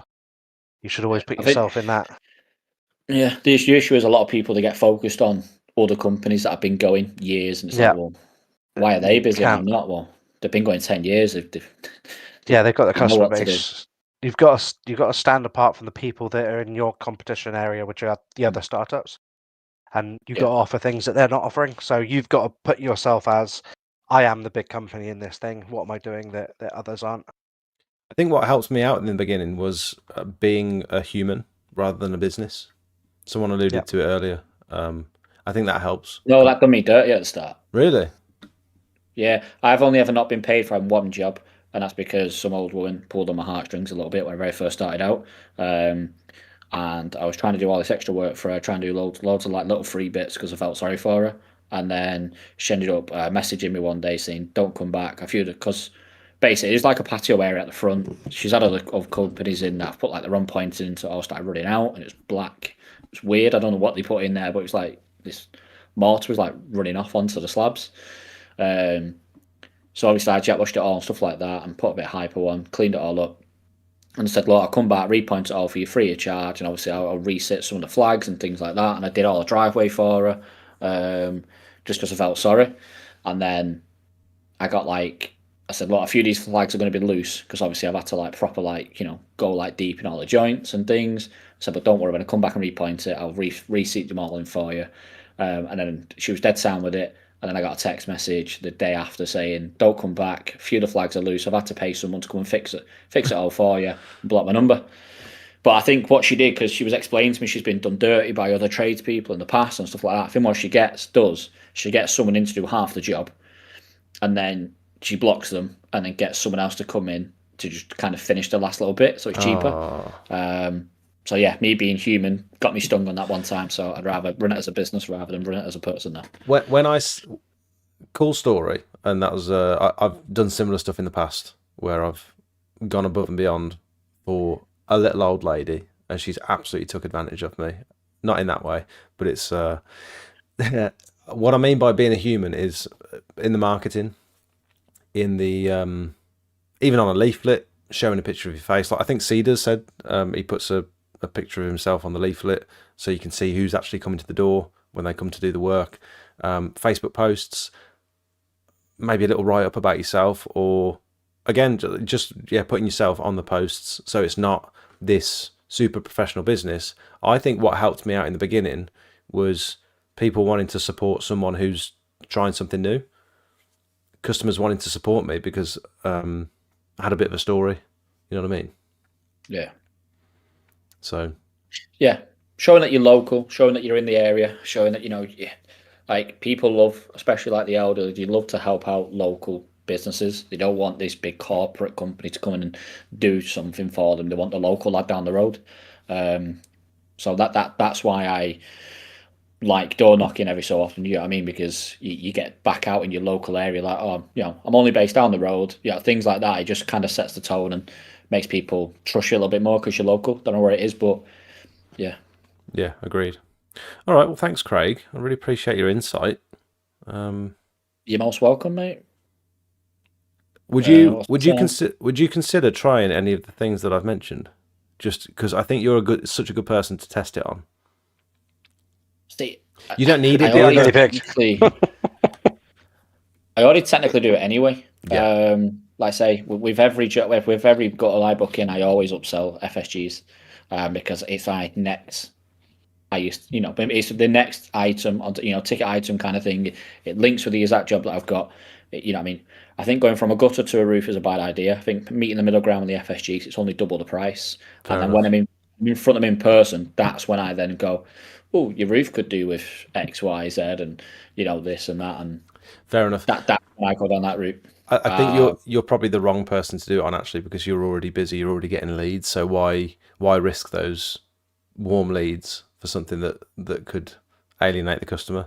Yeah, the thing I'm trying to think of a good person. It's not even that. It's like trying to think. Anyone that does gutters should be upselling anyway, because like I say, Yeah. gutters is a low ticket item. Mhm. It's the same. If you go in before gutters. I'm not calling you out. I know someone had a little spat in the chat before. Window cleaners. The job is a low ticket. It's a low ticket job, but every window cleaner should be trying to upsell gutters. You're just trying to get to that next stage. You're not trying to go from a window to a roof. You're trying to go from a window to a gutter to an FSG to a roof. You do it in that stage.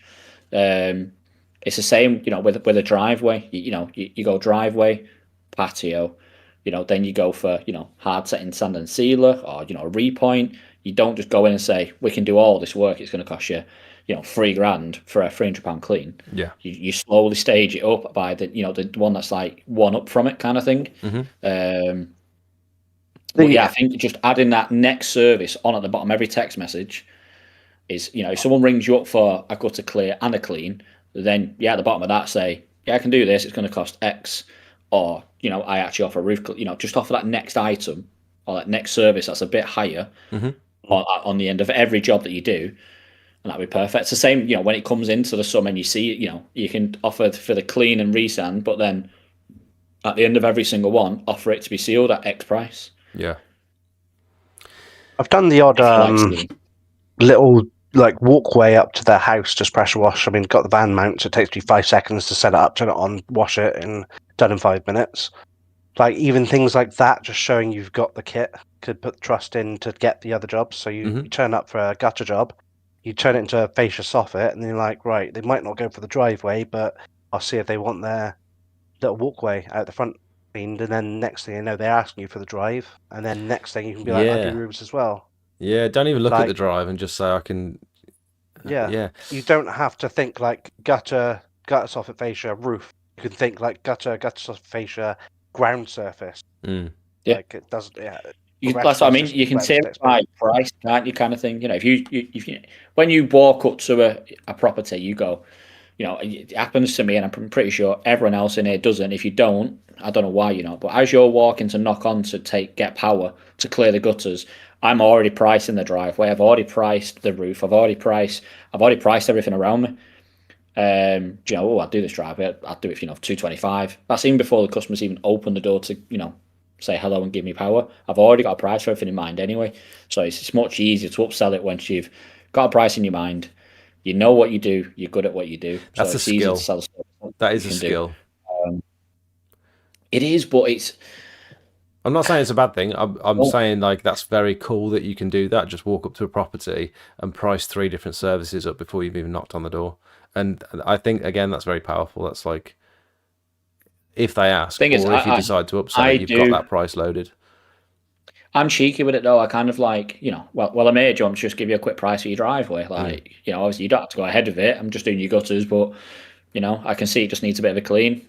Rather than getting the cart around doing it yourself and get full of muck, I can just shoot you a price if you want. And to go, yeah, go on then. I said, well, as I'm here, I can do it for $225 and probably book you in next week if you just little things like that. And you just kind of just don't say it as if like, oh, I'm gonna give you a price. Just cheekily throw it in and just be a bit more, don't know, friendly. Something that I need, something that I want to do more that I've done a couple of times and it's always been successful is telling the customer that you're going to do your gutters, whatever, put you on the list like for next year, you can get contacted.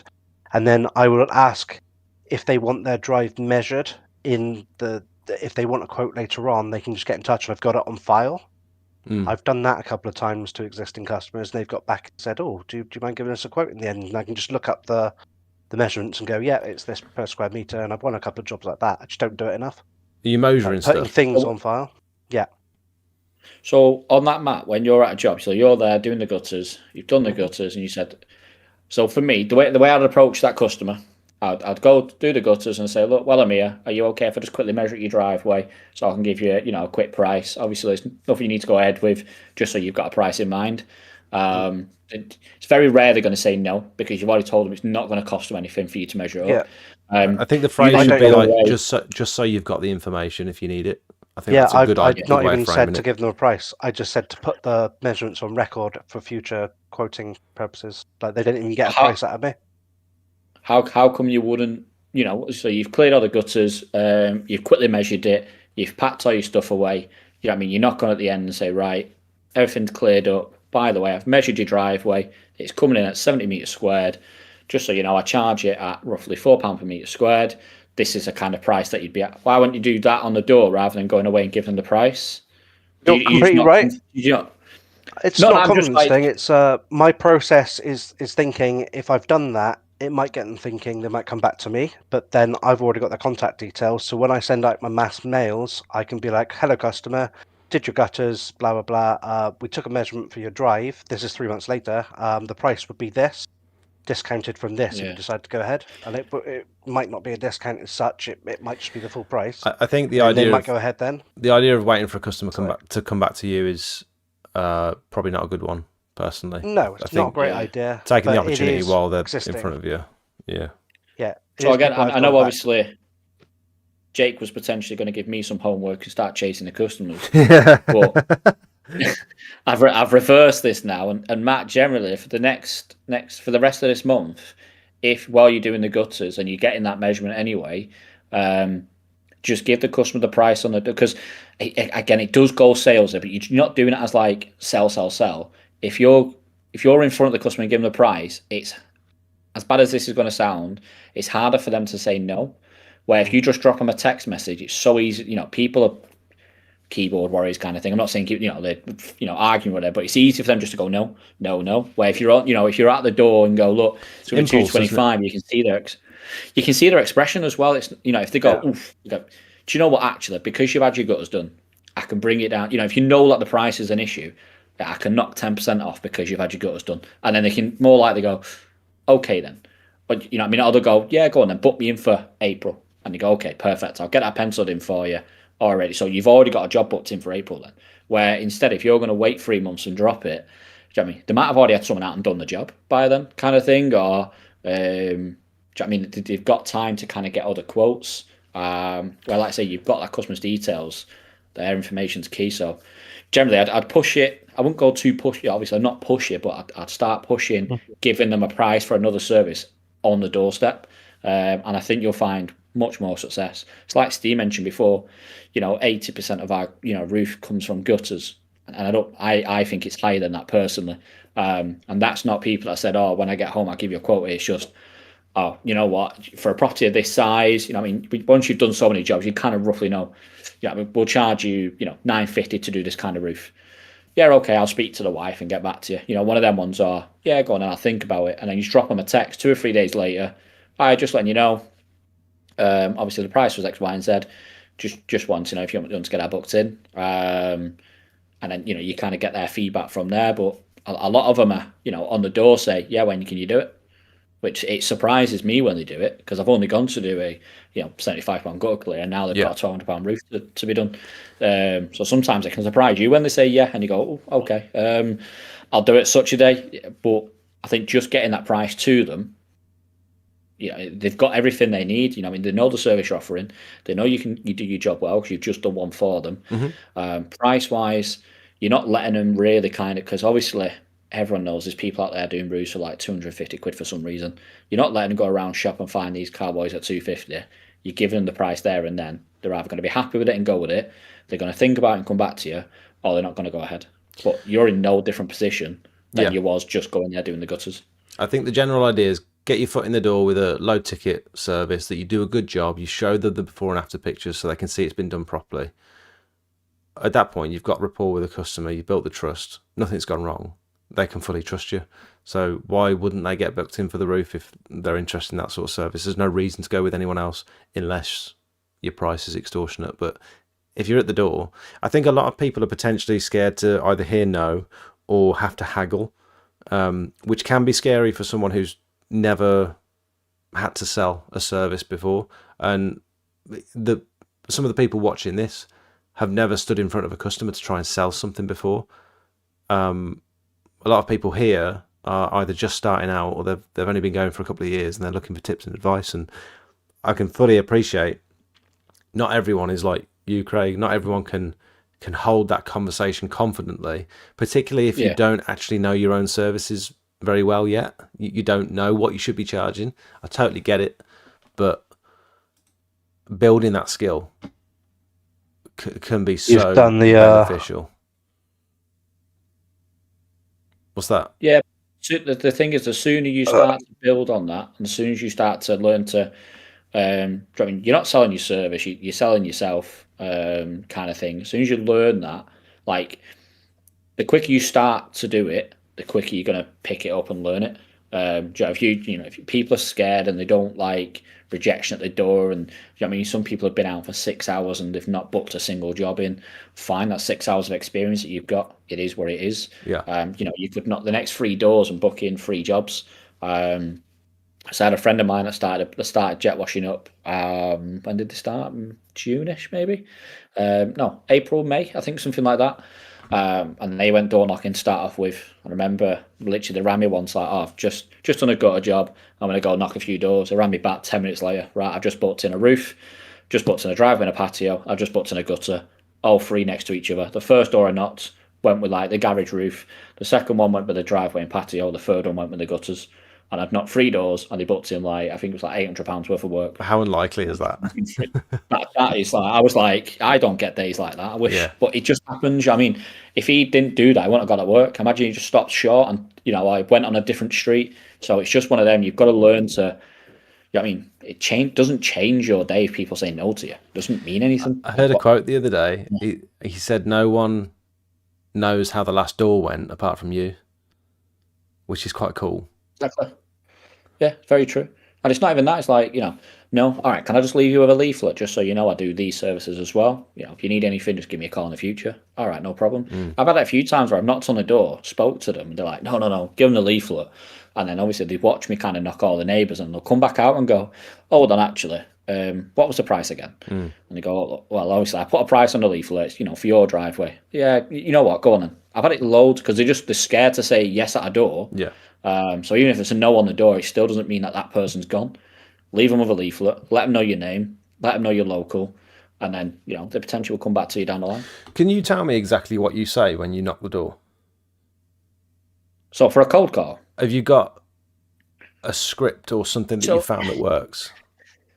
I do and I don't. So more like this. Let's say I'm just walking around, you see a block paved driveway, and you knock on the door. So I'll knock on. So basically with my leaflet, I've got a box on there that's got a price anyway. So I usually write a price on the leaflet. I'll, roughly gauge it up. I don't measure it up because obviously if I'm knocking doors, it means I've got a bit of availability of time. So I just want a bit of work in to get busy. So I'll do like, 175, 200, 225 or, 250 or something. I write a price on the front and I've got gutters on the back. So I write usually around 75 quid on the back for gutters because that's like my entry. So I write the price on, I'll knock on the door and say, hi, okay, my name's Craig, I own a local jet washing business. Just walking around this area. I've just finished up a job not nearby. I've just got the afternoon free, so I'm just knocking around just to see, if anyone else requires any of my services. I have just knocked you a bit of a price on the leaflet for yourself. That's just for you, to get your driveway all cleaned up. If it's something you're interested in, obviously just give me a call. I don't say like, do you want to hear your price or anything like that? Okay. And then I wait for them to. I try and make it so they're asking me the questions, not I'm. Do you want to buy this? Do you want to do this? It's these are what I offer. There's already a price on there at the back. There's a price on the front for driveway. If it is something, just give me a call. I'm in the area for the rest of the afternoon. Knocking a few more of your neighbours. But then it changes. You're not walking away at that point. You're not giving them a leaflet and saying, just let me know if you need anything, and sort of edging backwards and walking away. Are you still stood in front of them at that point? you kind of it depends on so obviously the more you do it, the more you kind of learn by people's body language. You'll know if they're not interested straight away. They just yeah whatever, or you'll know if they're kind of like looking at the front and back of your leaflet. You can kind of say to them, like, "Have you got any questions while I'm here?" Yeah, I can see you do roofs. Like, That's a good idea. So obviously I can look at your. While I'm here, have you got any questions? Yeah. So literally, again, yeah, actually, you're letting them ask you questions about your service. So you've gone from a cold lead to now they're going, oh, well, you do driveways, you do patio. Oh, can you do this? Can you do that? Yeah, of course I can do that. I can, do you know what I mean? Or, oh, I have someone that does it. Oh, if you don't mind me asking, what does he charge you? So that way then, even if you're in an area and you get that, oh, I've already got someone that does it for me. Oh, if you don't mind me asking, what does he charge? Oh, well, he charged me like 250. I said, well, obviously, I mean, I can see he's done an okay job, but I'll be 225. Let's say I'm local, I'm just starting up. If you want to support me, more than happy to. But if you want to keep using him, that's not a problem. Just thought I'd, keep hold of the leaflet just in case you do change your mind. Again, you know what I mean? You're now getting kind of a price range of your competitors in the area. You don't know if they're going to ring their usual guy and they go, all right, John, can I book you in? No, I'm booked up 3 weeks. All right, I'm going to ring Craig instead. I've already spoke to him. He's a little bit cheaper, or it's the same price. Kind of like the guy. I'll give him a call, get him in this time, and then you're in. You've now took that customer away from the other person. Steve says that saying that you've just done a job in the area adds some credibility. I think. I don't like doing that. I think you're starting with a lie, and I think they know it's a lie as well. I'm not sure about it. Unless I have done a job in the area, but then I try and use the names because, and this is what I said before, my sales pitch changes because if I've literally just done a gutter job for say Joan at number 32, I'll knock on and say, "You're all right, just letting you know, I've just done Joan's gutters. It was quite bad, so I'm expecting all the gutters on the area to be quite backed up. Do you want me to give you a price while I'm here to do yours?" Things like that, actually putting because I speak to Joan all the time. Yeah, no problem. Then she might go around and speak to her later. Oh, I had the guy knock on my door. Is he good? Yeah. All right, I'll ring him up. Yeah. And again, if you're door knocking cold calling wise and you do book someone in on that street, then you've got ammunition. Yeah. Oh, I've just booked John in at number 74. He's going to get his driveway cleaned up. I'm going to be back here in 2 weeks' time doing that. I can do you a bit of a discount because I'm going to be here in the same day. Do you want me to book you in with John? Putting them in where something like they know that person, they know you're doing work for that person, so they're going to trust you more already. Even though you're new and you've never done any work in the area, you just know, oh, I've grew up with John since I was 20. We're now 65. I've known him for 45 years. If he's booked you, I'm going to book you. Because then you also get the house pride people that go, oh, if they're getting their drive done, I'm going to have to get mine done. And and then when you've got two on the street, jealousy sells. Well, that's it. Once you've got two and you go, right, okay, well, Joan and David, they've booked in. Do you want me to give you a price? Go on then. They've had theirs done. I'm going to have to get mine done. Using names and is just good. Spirals. Yeah. This is. But I wouldn't lie. Say I've just done this person because they go, oh, I actually know that person. You've not done that. Yeah. This is a good question. That's the Irish technique. Simon says, if you're just starting out in your business, is it better to be honest with the customer or pretend that you've been doing this for a long time? I've got some quite strong thoughts on this one. And I think I'm honest, and I've done it because obviously when I first started, I was honest, and it will probably want me more work telling people I was new. Plus, then you don't feel as because I remember my first ever job. It took me like an hour to start my pressure washer up. I was so scared, I didn't know what I was doing, didn't even know how to turn the thing on.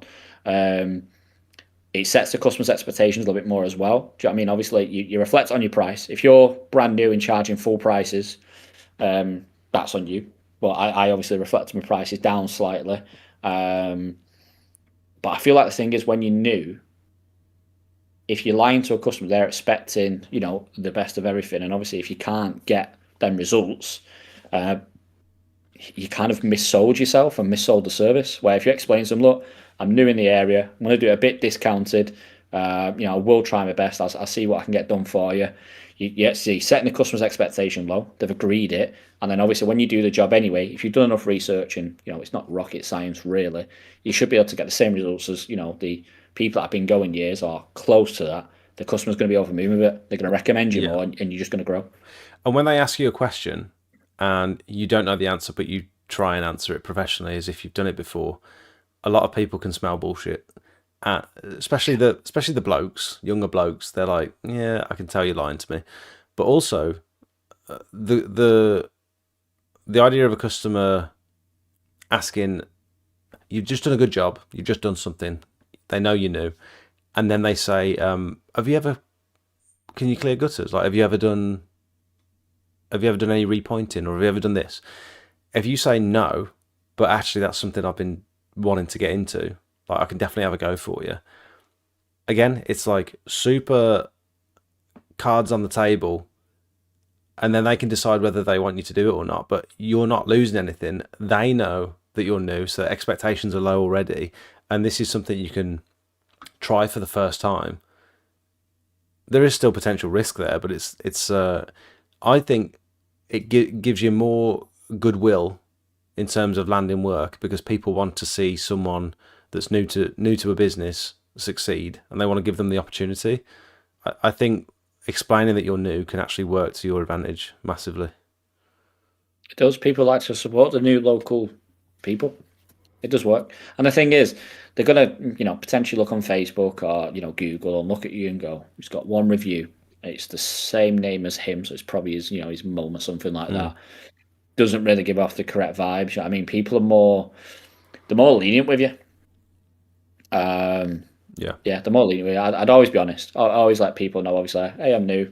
I mean, I've just started up. Yeah, I'd like to do this again. Like I say, I mean, if there's services that you think about adding, and the customer goes, "Oh, can you do this?" Go, "Well, I've actually been thinking of adding that. I can try for you. I'll do it a bit discounted so I can get the experience and I can learn on your property. Is that okay with you?" And I mean, 9 times out of 10, they're going to go, yeah. They're not going to go, oh no, I want someone experienced to do it. I mean, they're already happy with you. They've asked you if you can do that for them, so they're going to be happy to give you a chance. Yeah. Are either of you guys doing Christmas lights this year? Nope. It's not a service I'm interested in. You are, Craig. I'm interested in. Unfortunately, yes. Yeah, so you're doing it, but it's not a service you're interested in doing. No, so I'm not advertising it. I will not advertise it. I refuse to advertise it. But we had some customers last year that we did get on board that have asked us to do it again. One of them that we did upsell a patio clean to. Another one that we did sell the FSGs to be cleaned as well, and the gutters. And another one so basically, it's one of them. Again, we did a low ticket item to get more work, and we did. And they asked us again to come and do the Christmas lights. So such a good opportunity. I feel tied in. If you're up there, I think if you doing Christmas lights, and you say your gutters are rammed, did you know your gutters are full? Easy upsell. By the way, if we're going to be putting the lights on your gutters and on the fascias and stuff, they're going to sparkle so much brighter if we clean them, because there's like a thin layer of algae on them. Do you not want to get them cleaned first? Like, such an easy upsell. Someone asked about Christmas lights, I'm looking at still like the quoted 150. Yeah, that's about fair. I'd any less than that, I think. The issue is, do you think that's a lot, Daz? I mean, if you think that's a lot, you've not done Christmas lights. Yeah, that's way too cheap. I mean, one of the jobs that we did, my minimum charge for one strip of lights was 75 quid. That's fair, but when you turn up to a customer and they've got 8 meters worth of gutter in, and they've ordered 100 meters worth of Christmas lights that are all wrapped up in an Asda bag, and hand you the bag and say, "There you go," and you're spending 2 hours just untangling the things, and you've gone back and forth 8 times, and you've still got half of the cable left over, and you're like, "What do I do with this?" It then becomes like, "What am I doing with my life?" Like, I could have gone and cleared like 3 or 4 gutters in this time. Yeah, there's got to be a prerequisite that says they must be tangle free and available. I'm not going into your loft to go up and get them. Like, it's got to be neat. You must have a power supply in mind before we start the job. So, like, they must be long enough. Yeah, I'm talking and then about there as well. At that point, you might as well say we supply the lights and charge you for them, because then you're in control. If you supply and then you're lights, getting into that. I don't like doing supplying the lights, because what if you've got the wrong shape or the wrong size or the wrong colour? I don't know. They would have to have like a catalogue given to the. It just gets too complicated. That's why I don't supplying It's the very lights. messy. Every customer wants something different, and so you'd have to narrow your what you're offering. So someone gets in touch for lights, and you say, "Look, we offer these lights." Ah, sorry, it's not what I'm after. So immediately, that customer's gone. The idea of cash flow wise, having to order a bunch of lights so that you've got them isn't. I don't think is a good idea. If you're a big commercial company and you do this for a living, for a job, every Christmas, and you're getting big commercial customers, I think fine. Steve's also got a point there. Obviously, you know, with the Christmas lights, if any defects and you've bought them, they're on you. Yeah, exactly. yeah. Not interested. So Not interested. I'm gonna. There's a couple of customers that have got back in touch now. I'm gonna book 1 week at the start of December for Christmas lights and saying, you book in for this week. I'm not doing any more before or after that, so it's this week only. And there's a couple of customers last year that I'm not going to go back to if they get in touch. There was two of them actually, where we had to put lights in trees outside on the front garden, trying to wrap Christmas lights around trees and in bushes and stuff. Absolute chaos. I'm never doing it again. So we're avoiding them ones. But I think Did you do it if the price was right? no, it's just miserable. Climbing in a wet tree with a reel of lights, trying to reel them back up in mid-January when it's freezing cold. It's just not fun at all, and not safe. And I wouldn't put anyone else through it, so I don't know why I'd put myself through it. Yeah. That's you It's know just what? not That worth week, it. I don't resent you that week. You have got the worst week of your life coming up for the first week of December as well. You're going to take all the Christmas cheer and spirit out yourself. I'd rather just do it for 1 week rather than spread it across the month. You know what I mean? But generally, like, I mean, you should be similar in my situation. You don't need to do it, so why do it? Again, it's that thing of introducing yourself to more potential customers that you wouldn't ordinarily put yourself in front of, and the potential to upsell all your other services. I think it's invaluable. I think the more you can do, and the fact that we've got ladders anyway, and we're up working there anyway, and our services lend themselves to those. I think it's a no-brainer personally, but you've got to have a good set of triple extension ladders. I think you've got to have 2 people if you're going to go up to these Apexes. dormers. Yeah, apexes and stuff. surprise you. Yeah. They do surprise you with the height of them sometimes. By that logic, though, if you say we've already got the equipment and stuff, like why aren't we offering like lawn mowing services Different. in the summer? No, different. We haven't got lawnmowers. You know what I mean? We've got ladders. We can get up to the fair enough, gutters. yeah. I know what you're True. saying. Like, That was a bad example. well, our You services. tripped over there, didn't you? but- yeah, I did. Why not? Why not install Windows if you clean Windows? Why not install Yeah. the Windows? Yeah, I do know what you're saying. If you're working in the garden around a patio, why not cut the grass? Yeah. Why not trim the hedges? And fair enough. If your business is big enough where you can invest in all that kit, or you've got a couple of staff, no reason why you shouldn't offer all of those services. But for a one-man band that's just starting out, I think stick to one niche personally. Yeah, just for me, it doesn't fit in with my like business. So putting lights up just makes no sense to me. Who else is going One to do thing it? you could offer, and another way to get in the door with people, by the way, is because it happened last year. Me and Steve actually bailed a few customers out. Is obviously you get these people that offer to put gutters up, lights up, and take them down for like 50 quid. Like, pay me 50 quid now, and I'll come and take them down in January. They never turn back up. And obviously, you see them post on the local groups all the time. Oh, such a body from such a company said they're going to come take them down, never do. Me and Steve last year actually messaged a few and said, look, we're in their area. We'll come and take them down for you if you like. And we went and took down a few Christmas lights free of charge. But from that, we got gutter cleans and, driveway quotes. And, just got, built a couple of extra reviews on Google because You're of a it. hustler, man. I don't know how many people would think of doing that. You're hungry, aren't you? You're hungry for it. Only if we're in the area. Like, we had it a few times, and it's obviously, it just puts you as that good.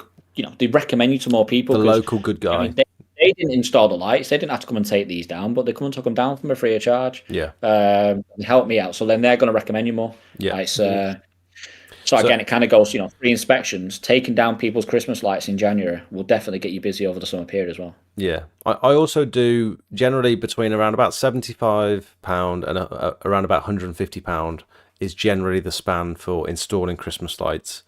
And then to go back in January to pull them down, it's kind of like a blanket cost of like 30 quid, because it's so much quicker to pull them down than it is to put them up. And that's worked well for us, so they don't pay us until we come back in January to do the extra 30 quid. And they can decide whether they want to leave them up or get us to pull them down. I'd say probably 90% of the customers paid us that extra 30 quid to come and get them down. Yeah, so like I say, we had the couple that we're doing again this year. Obviously, one of them we did. I'm sure we did the patio when we put them up actually. So we upsold that to them on the day. Like I say, one of them when we took it down, we cleared their gutters and did the FSGs during the taking down process. And I'm sure we did like another 1 or 2 gutters off the back end of it too. But yeah, it kind of goes to you're just upselling, so the next kind of available thing, really. Yeah.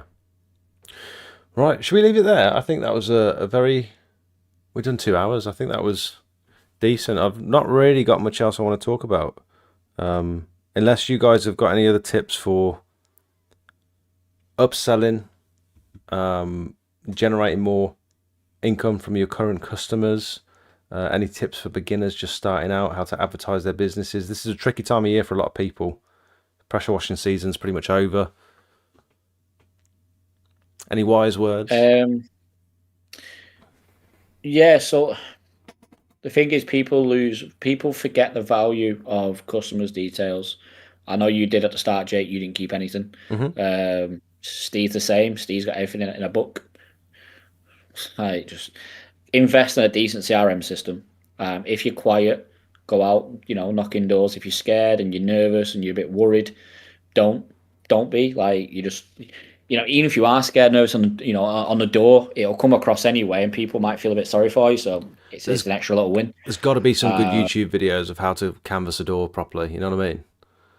The thing is, a lot of the videos are American, and I went and cleaned this guy's windows for $700, and if you do them a day, you make $7,000, and then before you know it, I'm a billionaire within 2 months. Yeah, whatever. It doesn't work in the real world. They don't show you. No. It's engagement based videos. Yeah, you're banging on people's doors. You're drenched. You can't see because of the rain in front of you, and you say, "What you got us doing?" Not this like lovely thing like, "Oh, I've just done this massive mansion for." No, so you can look on YouTube. There's got to be scripts that you can follow, though. Surely, there's got to be some decent videos to show you the script and to show you how your body language should be, whether you should step back from the door when you knock it. Like, there's got to be tips. There's got to be. Yeah. Don't start with "sorry to bother you." Yeah, that's true. I don't. I just say, obviously, just go straight in with who you are, what you're doing. If you feel like if you're not a burden to them, you just you're putting your services in front of the customer. They don't have to go ahead with it or not. You just let them know, hey, I'm here. This is my service. It's down to them. But yeah, just so for me, try and build up as much customer data as you can. Store it correctly and reuse it. Most people, they do the first bit correctly. They get the customer's details, but then they don't store it, and then they can't upsell. So it's like I do so many gutters, and other people do so many gutters, is because if I get 100 gutter customers this year, and let's say 50% of them return next year, I've now got 53. Because obviously I pay for all my leads or most of my leads. Next year I've now got them for free, and then if I buy another 100 customers, I've now got 150. It's kind of what I said on the last one. But if I didn't manage that data correctly, I couldn't recontact them, and 9 times out of 10, people forget who you are. Yeah, they just got you in the phone as Gutterman, but they might have had 4 or 5 people in the phone as Gutterman. Like, they don't know which one's which. So if you're like, Matt had a good story about that. Pencil people in. Like when I'm at the customer, I do the gutters to say, look, I will give you a call in 11 months to let you know you're due again, because I usually book in around 3 or 4 weeks in advance. And obviously, I recommend getting it over 12 months, and you kind of get the response, yeah, go on, actually book me in now, or yeah, no problem, I'll wait for your call. So don't wait, because people go, right, November, I get my gutters done. They'll get to November 1st, and they go, right, I need to get someone to do my gutters. You might have done them on November 10th, and don't ring them till the 10th and say, it's been 12 months, I've had someone round last week and doing them. Yeah. You've missed them. So I always ring them 11 months prior and then pre-book them in for, the 12-month gateway. But yeah, your customer data is more valuable than you think. It's how businesses thrive and work. So like I say, if you're going out there door knocking, even if you just get one person's details in the day, it's one more than you had yesterday kind of thing. So it's not even if they've not booked in, as long as you just got the details and give them a quote or something, it's still a step in the right direction. Building up that contacts book, isn't it? It is. Like I say, I want 1,000 people on my books. Once I've got 1,000 people, I can then lower my advertising costs, so I can get another van on the road. It's entitled to me at that point. When I get there, I figure it out. But if you just get one a day, it's more than you would have had if you didn't go out there and do it. There's little things like that. Like, you need to focus on little wins, because if you only focus on the bigger picture, you're going to fail every time, unless you hit lucky. If you focus on the little wins, like just getting an inquiry, or just being able to give someone a quote that was interested, just little tiny things like that just perk you up. Yeah, don't try and run before you can walk. Exactly. Yeah. All right, thank you so much, Craig. Really appreciate you. No worries. As short Sorry, notice. Matt. I feel like I've intruded onto your little live stream here. No, All you're good. good. Very insightful. I'm going to drag you out. Thanks very much, mate. I appreciate you. Ciao. See ya. Matt, Oh, any lasting words for someone who's just starting out new in the industry, coming up to their first winter? Maybe they only offer guttering, maybe they only offer gutters at the minute, or maybe they only offer pressure washing. Don't really know what to do next with regards to advertising. Any wise words for anyone? I think most of it's been covered. Just do it. Just do it. Get out there, do something. Yeah, get out there. Offer free inspections, like we said. I think that's such a good one. Such an easy one. If you're already doing a gutter job, knock the neighbour and say, "Look, I've inspected your neighbours.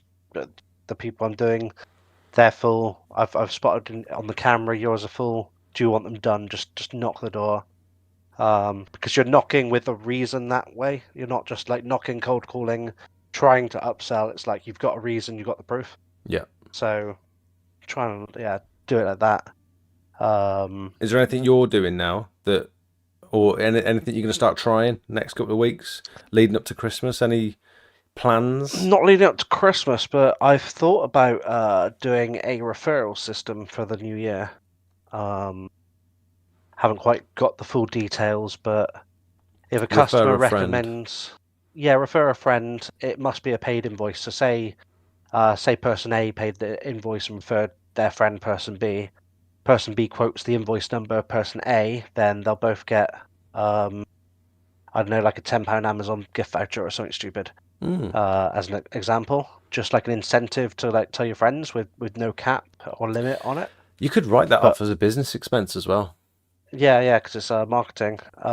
Because you're going to be paying what, £10 per lead. So instead of offering a discount, giving them a gift. Giving them a gift, because that's easy to give your previous customer something back. You can't really just say, "I'll refund you £10," because it's not really worth it. How does the maths work on that? If you were to instead of doing a £10 discount, instead giving them a £10 gift that you spend £10 to get a voucher or something, and then you write that off as a tax expense. Yeah. What are you better off with? You'll be raising your cap of personal income because it's an expense. Yeah, so it's the same as like writing it off as an advertisement. If you paid for a Google ad, it's the same category. So you've paid £10, but you get 20% of that back on your tax bill? It raises the personal ad. Effectively, yes, is easiest for saying it. So which one are you better off doing? Giving them a discount or buying them a voucher? If you plan it right and tell them there's no limit on it and they refer 50 friends, they can make themselves £5,000 in vouchers. 500 quid in vouchers. Is that more beneficial to you as a business because you've then got a ton of work out of it? I think there's also the don't idea look of at the immediate the immediate expense. I don't really care about because it's all part of it. It's like how much work can someone offer? Because if you do it on a paid invoice, if someone who used you 2 years ago sees this offer and then gets in touch, or it's in their little small print or whatever to say, "Oh, I had a job done. I referred a friend. Does my invoice count?" I'll just say, "Yeah." because you're referring me another. There's no limit on it. Craig says the discount's better as less capital to your business. That's what I'm thinking. So if you earn 50 grand a year, Yeah. and you're slightly over that But- threshold of tax, but Yeah, if you've you're got looking at it for face value. you've got But now £600 I've worth of Amazon vouchers that brings you under the £50 threshold. 50 grand Craig. threshold. Now I've got 5 customers' emails. Yeah. I've traded that voucher for email addresses. Yeah. Yeah, that's what I'm looking at doing, is like a referral system. I haven't really figured out the finer details yet. But I think that'd be pretty cool and unique, because there's various voucher websites. I think there's like a website you can.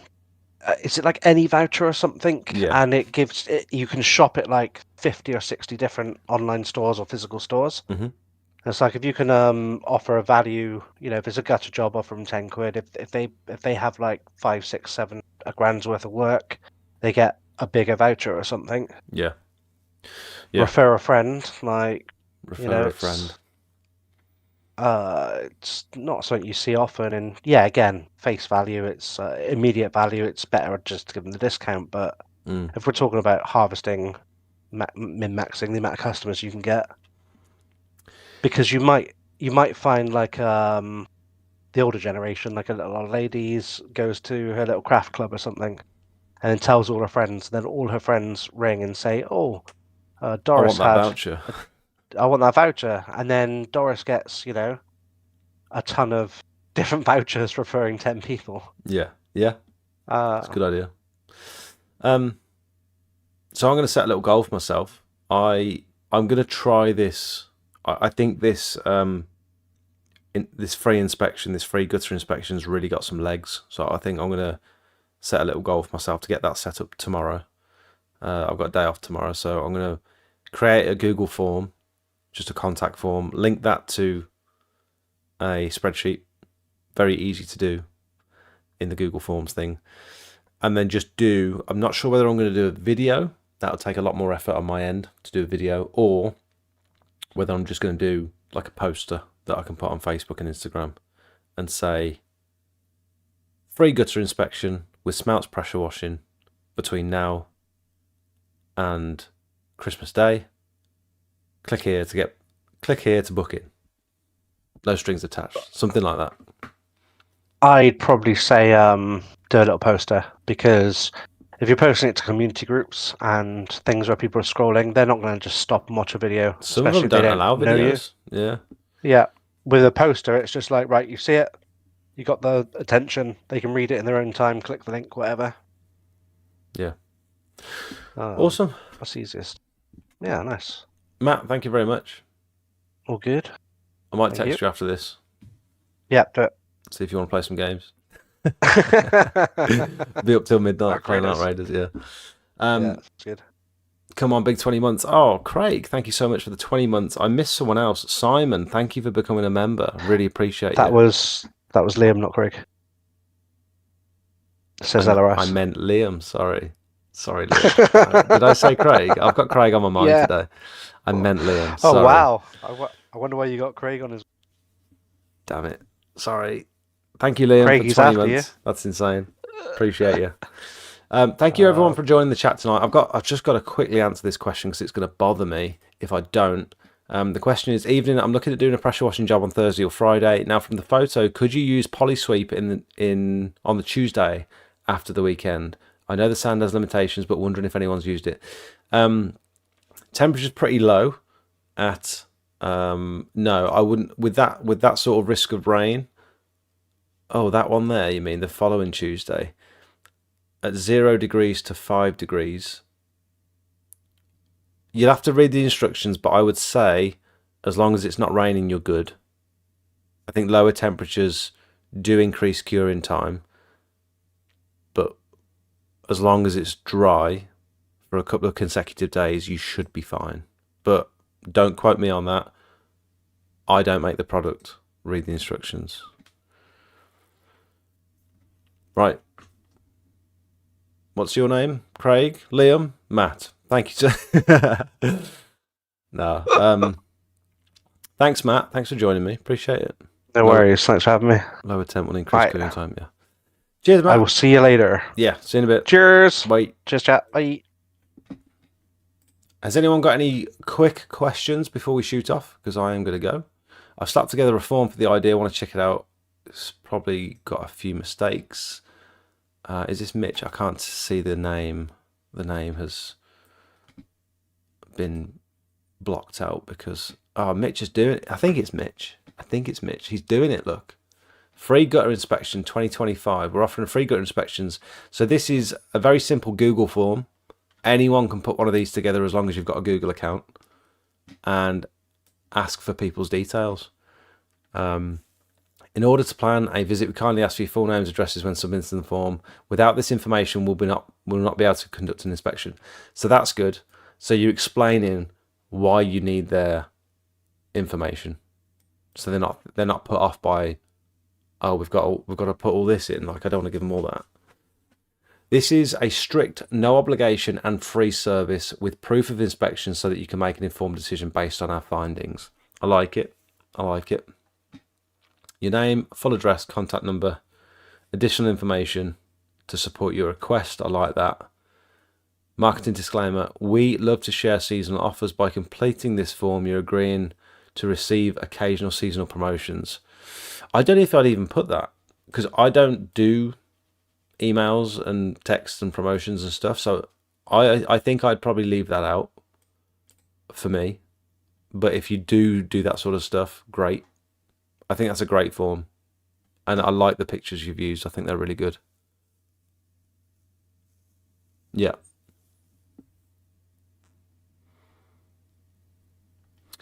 Watched your YouTube video and kept an eye for the 3D printing app. No trolley. Yeah. No worries, Tintin. No probs. Who's Jake Jam 1? That's me, mate. That's me, buddy. Is that your email? That's my old email from when I was like 12. Yes, that's my email. It's my spam email that I get thousands of emails a day. Just spam. Right, guys, I really appreciate you all watching. If you haven't already, go and check out the new video. It's a bit of a banger if I do say so myself. Until next week, see you next time. It is a burner account, yeah. Make it a good week. Do something you haven't done before. If you're quiet, do something about it. Change something. Do something new. Think outside the box.